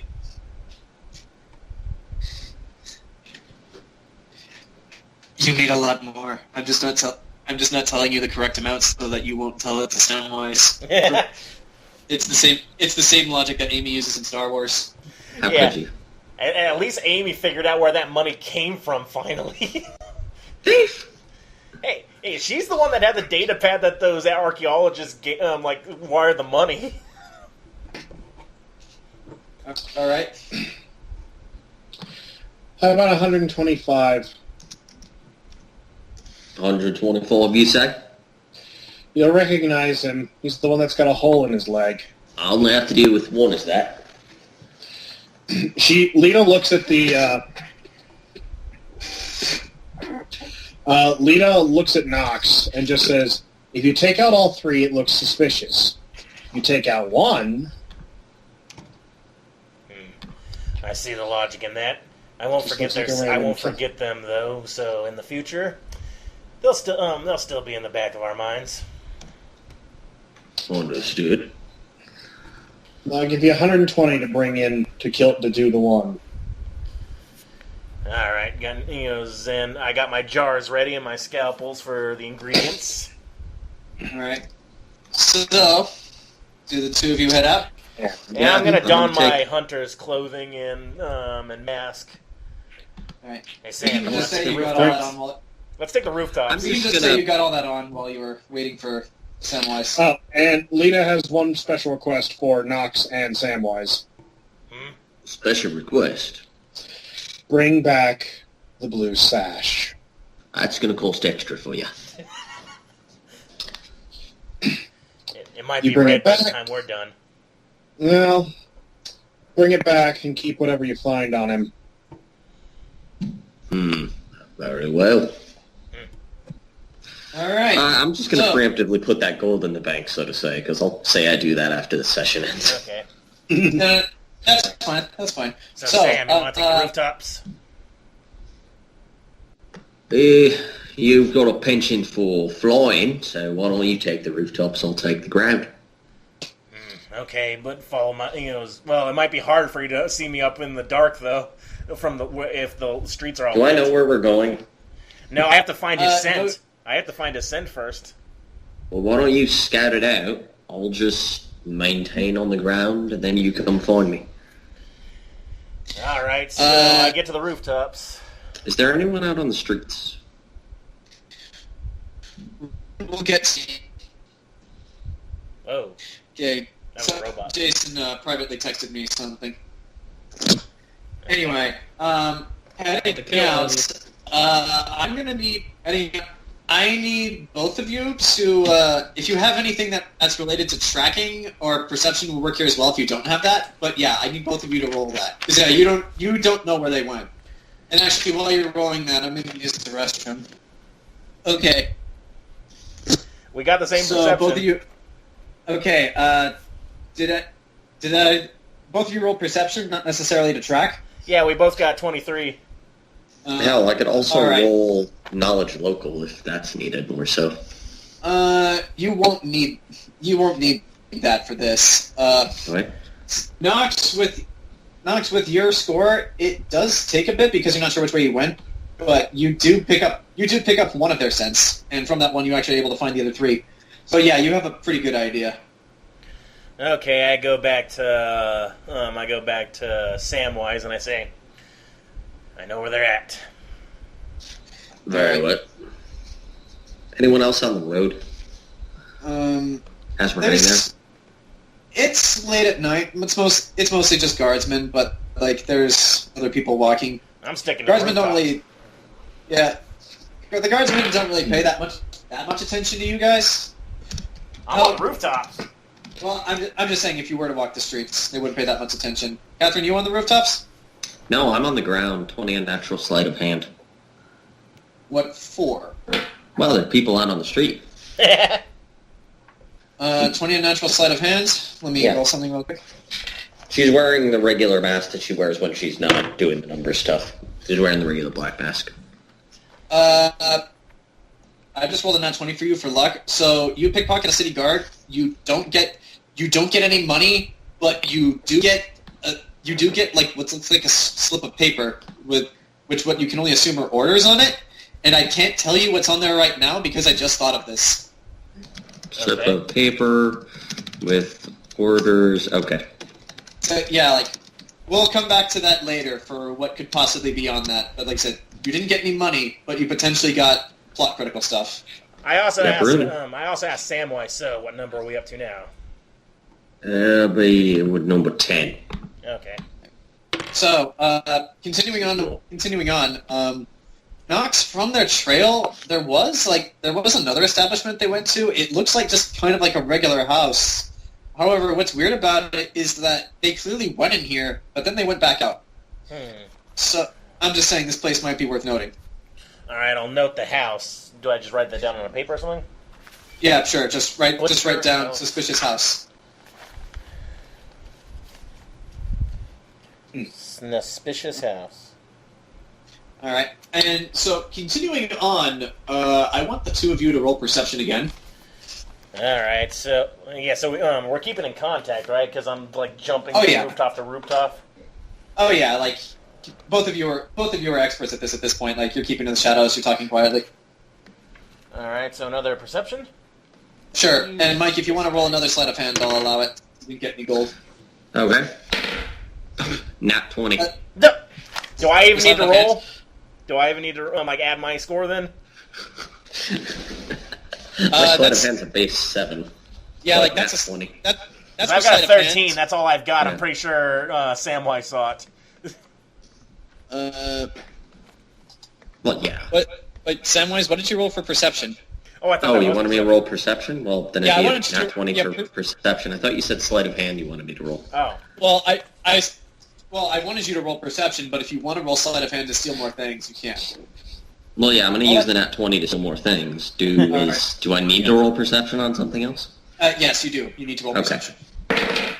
Rolling. That is 23. Okay, good. Okay. I gotta roll up. Well, okay. So before I tell you what you guys see, you don't steal anything from a person. However, you do notice that passing by there was like a very crude merchant stand. Carelessly left 75 gold nearby. Mine. You rolled a nat 20 for stealing, so yeah, you got it. Yep, that's mine. Right into the bank after this session. It's fine. So, Grant, Mike, you know exactly where this guy is. However, there's a problem. What? You can't get in from what you're seeing. Here's what you found. You tracked the fence all the way to the very edge of the city. If I had my computer, I can tell you what it is. What? I'm sorry, I can't. If I had the map of the city on me, I could tell you the name of the district, but I can't right now, so sorry.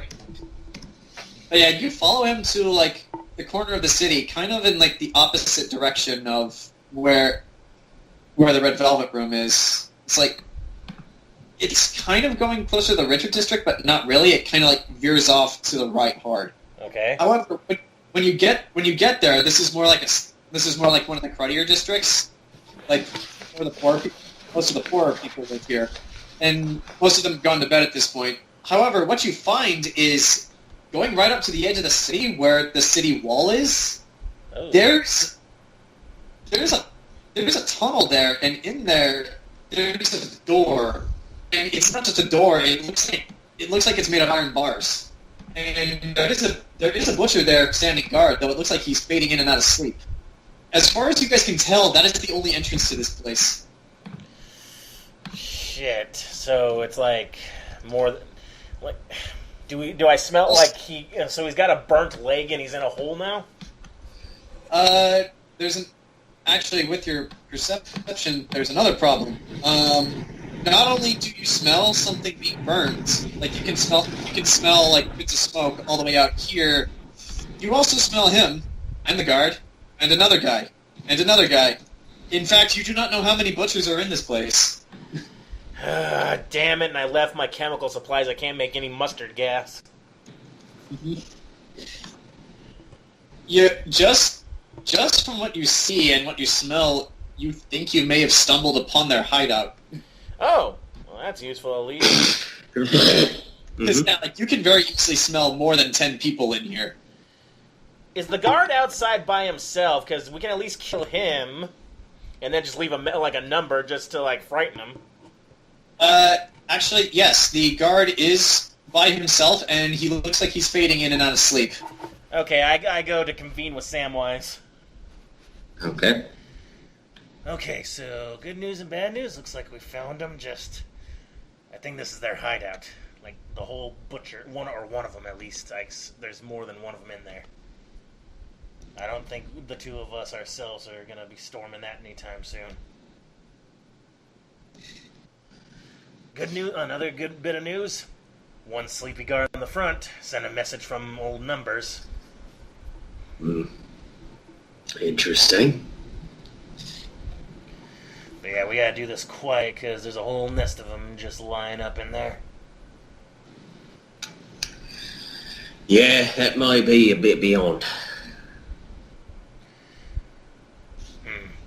But, I got a sense, so we'll know where he's at on another night, but we didn't just do all this work for nothing. What say you? What was that? Same as before, pincer maneuver? It seemed to work in the past. Alright then, I'll go from above, you do you. How are you going to get him out of the tunnel? I thought you said he was out the entrance. No, he's at the entrance, but he's on the other side of the door. He's just there looking. He just has like a stool there where he's just sitting there, and if anyone comes up to the bars, he's just supposed to check. So he's inside of it? Yeah, he's inside of it. You can still just as easily kill him if you shot him or got him to come outside. Let's see. Let me see what I got. Wait a minute! I have ether. We can just put him to sleep and drag him out. Hey, does this rag smell like chloroform to you? Well, it can be airborne too. Okay. Do you want to use the ether? I got more. Okay then. I guess roll dex to throw the ether. Can I do it, or can I splash it across him, or can I somehow put it at his feet so the fumes get to him while he's resting? Both of those are going to require a dex check because I imagine you're throwing it. Okay, I look to Sam. I'm going. Okay, we'll drag him out first. Probably should. All right, I'm gonna come on for ether. Roll for ether. Okay, a dex check. You said. Yeah. This is dex. Because you are throwing something. Okay, and since I'm in my uniform, then that's 4, so that's 17. Okay. Go to sleep. Go to sleep. Actually, good news. You time your Lady Luck has shined on you because you time your throw just as he dozes back up to sleep, and suddenly just. As a bottle breaks at his feet, he kind of opens his eyes a bit like, what? Okay, let's drag his ass out stealthily. The bad news, however, is you might want to act fast. You're not sure who else may have heard that. I wasn't throwing the bottle, I was tossing the liquid onto the ground. Oh, but even still, you're not sure who may have heard that, because he did just go, oh, what? Alright, stealthy. Are you gonna help me, Sam? Yep. Well, do you roll stealth? Oh, jeez, I'm gonna roll well. Uh-oh. 22. 30. Oh shit! I got a 19. My stealth plus 11. Nice. Let me roll for the inside. We gotta. I am the shadow We gotta get No him one- that slaps in the night. No one inside seems to see or hear anything. Let's get dangerous. What do you guys do? Let's take him to like somewhere where we can work on him quietly, and then dump the body somewhere. Or like let's work on him, then dump the body in front of the grate.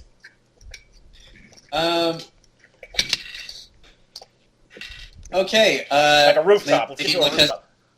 Lady Luck has shined on you again. You do notice that there's quite a bit of difficulty actually getting him through the bars. However, in trying to do this, Samwise, you reach into his pockets, and you don't need to roll sleight of hand because he's unconscious. You do find a bit of gold. You also find the key. Oh. Okay. How much gold? 13 gold, honestly. But yeah, you find the key.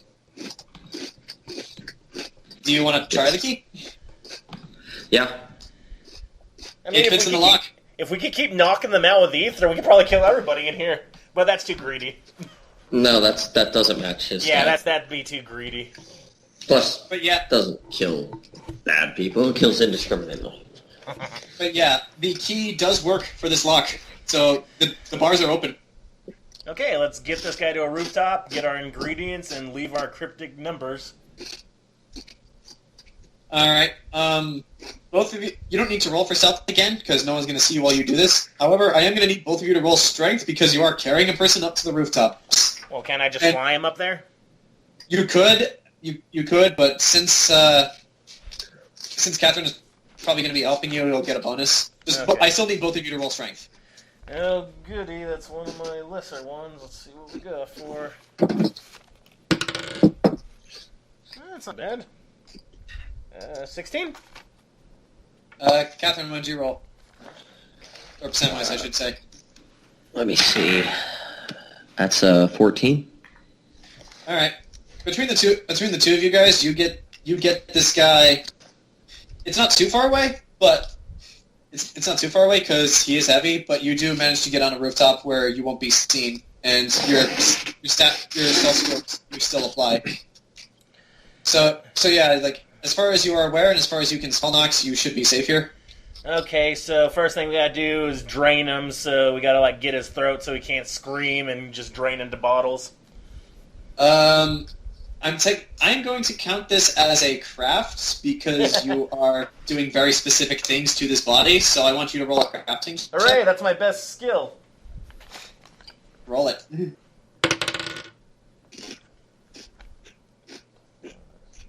Say 16. Okay, you get to pick one organ that is in very perfect condition. Health potions equal hearts, so probably heart. Alright, you get his heart. It is a good heart. And how much blood? Let me roll for luck. Meanwhile, get like Rowan's like having a nightmare and he doesn't know why. How did you know what Jayson texted me? Wait, what? I am having a nightmare, but not what you're doing. What the fuck? Jayson texted me earlier asking, while they're gone, Rowan's having a nightmare, which I'll address at the end of this. Oh, I thought I was just joking. I didn't know anything. But yes, also, Ken, I should say that while all this is going on, it's been I'll just say 45, 50 or so minutes have passed. Burchill and Delilah are still going. Nice. You did roll a nat 20. But yes, okay, we get his heart, we get how much blood? You get a Snickers bar. Okay. What's that inside the Snickers bar? It's blood! 1 Snickers of blood. The hell? That's like, you actually get one good vial of blood. The rest of it is kind of, how do I say this? You know how when blood is exposed to air, it turns bright red, and then it oxidizes? Yeah. you get one good vial of fresh blood that doesn't do that. The rest you're kind of unlucky with. Okay, and do you want to take a sash, Sam? It's still blood, but yeah, it's not as good. Okay. Samwise, you want to get the sash? Takes the sash and places the sash in a particular way. All right. So and now we got a number 10, right? So I'll let you do the honors. I'll let you. Actually, you don't need to roll for searching because he's pretty decidedly dead. I need to roll for luck to see what's on him. Other than the key and the 13 gold, he didn't have much on him. It mostly just looks like random crappy points. Like he did have a cleaver on him. I don't know how useful that is to you as a weapon. He also had a club. He also had. Let's see what else. What can I make this?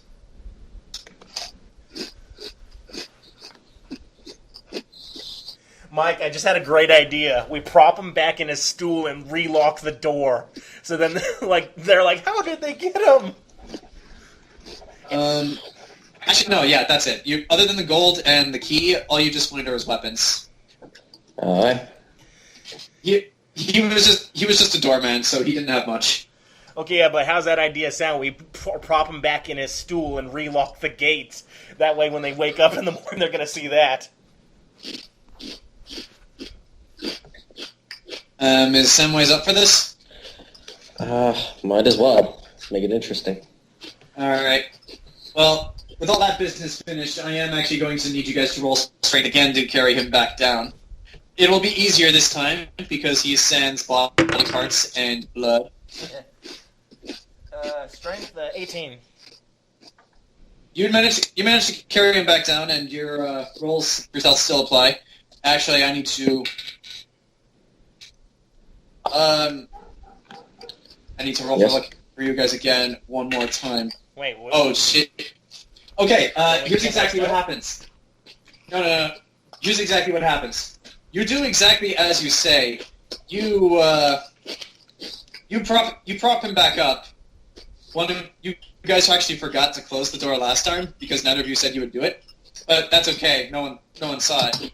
However, as you're propping him back up, and you go to close the door, whichever one of you closes it, this still happens. You accidentally close it harder than you otherwise would have, so it makes a loud well, noise. They'll see it sooner, won't they? Run!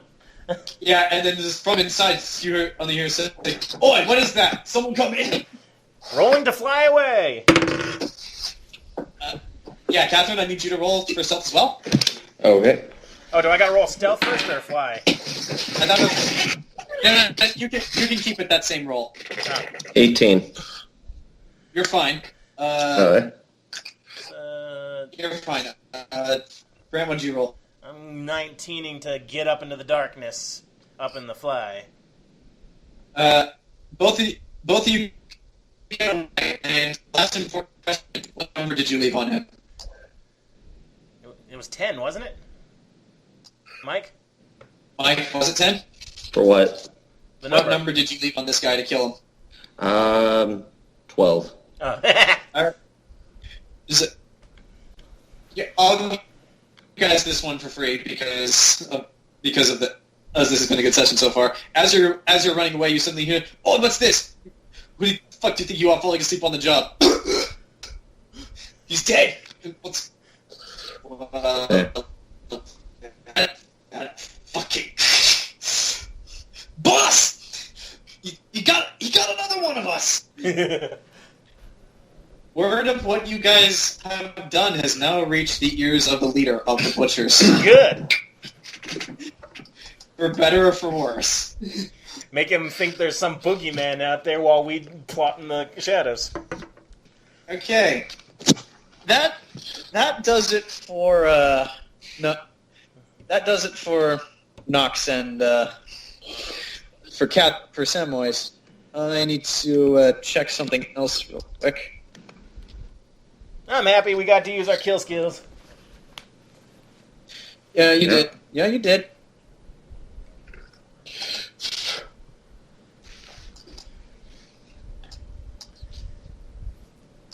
And just so you know, Jayson, this is all your fault. What? You're the one that introduced us to D&D. Mm-hmm. Yep. And before I was blame playing the a horse. noble psychopath. Now I'm just playing psychopath. I blame the horse. I think that's when it all went down. Yeah, whatever happened Okay. to Brian, I wonder. Yeah. So, Jayson, if you don't mind me sharing this. Go for it. So, in Lita's room, Rowan, while he is sleeping, he dreams a dreamy dream. And then, suddenly, he's walking through the city square, and he sees his mother being burned alive at the stake, Oh, God. surrounded by the witch hunters. And in this, he sees his father rush in to try to save her. Unfortunately, his father is no witch hunter, so he's easily cut down by a group of paladins. And as he's doing this, he knocks the helmet off of one of the witch hunters, and it's Rowan. Jeez. And the last thing Rowan sees before it cuts to black and he wakes up is, as the helmet gets knocked off, the witch hunter just like straight up impales his father with his sword, and then just lifts him up and like throws his corpse back down onto the ground, and then just suddenly, and you're in Lita's bed.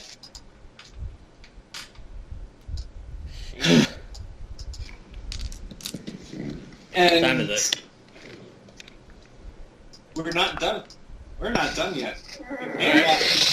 Meanwhile, elsewhere in the city, a group of 2 pickpockets are walking around, and when suddenly they come remember that area in front of where the King of Beggars hideout was that you guys went to? Where you guys stayed at Trish? Oh yeah, the fake wall.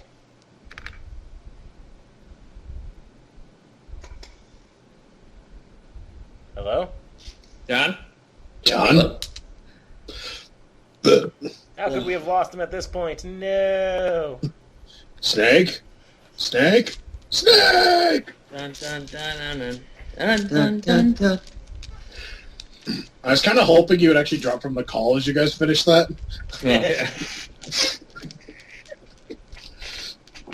The person that was teaching doing the training, that's what his phone's alarm was the Codex sound. Oh, so it does the... Yeah, literally that. He set that for like specific points in the training to make sure, okay, just so I get back on topic. Nice.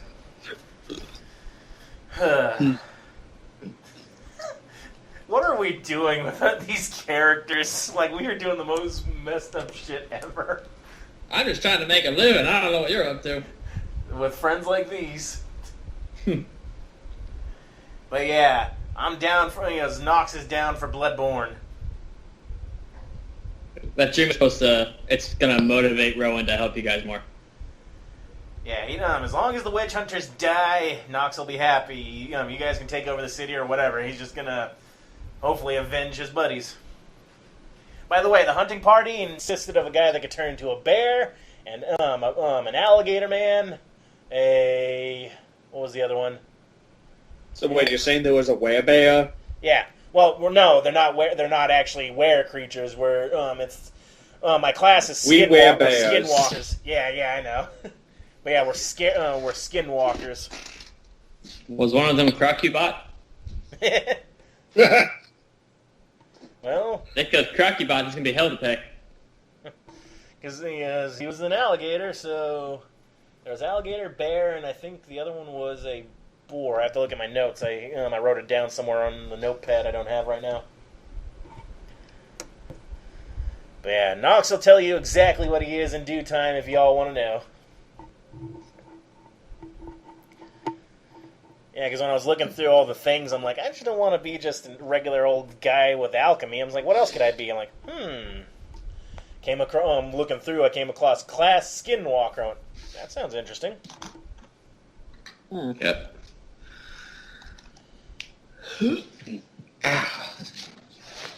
That's why I'm always wearing like the Bloodborne get up. So when and also the mask, and no one like sees what I'm doing whenever I'm like literally flying.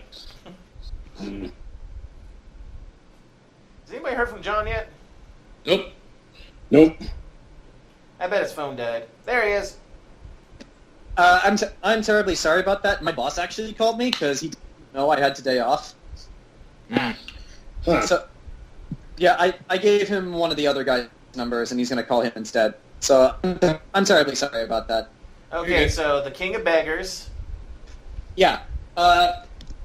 There's like a little town. There's like a town square area in front of it. It's not as big as the city square, but it's kind of like that. Zach, it's actually kind of nearby where that bakery was, where the elf swordsmith is. You remember that guy? Yeah. But yeah, it's actually in that area. A duo of thieves walk by to return from a night of thieving, and when they get to the city square, there is someone. It looks like someone's at a campfire in the middle of the square. That's not important, however, as the bodies of 3 members of the Underground are laid about the square. The torsos are over there, the arms are over there, hands are over there, Jeez. legs and feet are the same way, and the heads of the 3 of them are all set up around the campfire, and they all have cleavers in them. You guys wanted to start a gang.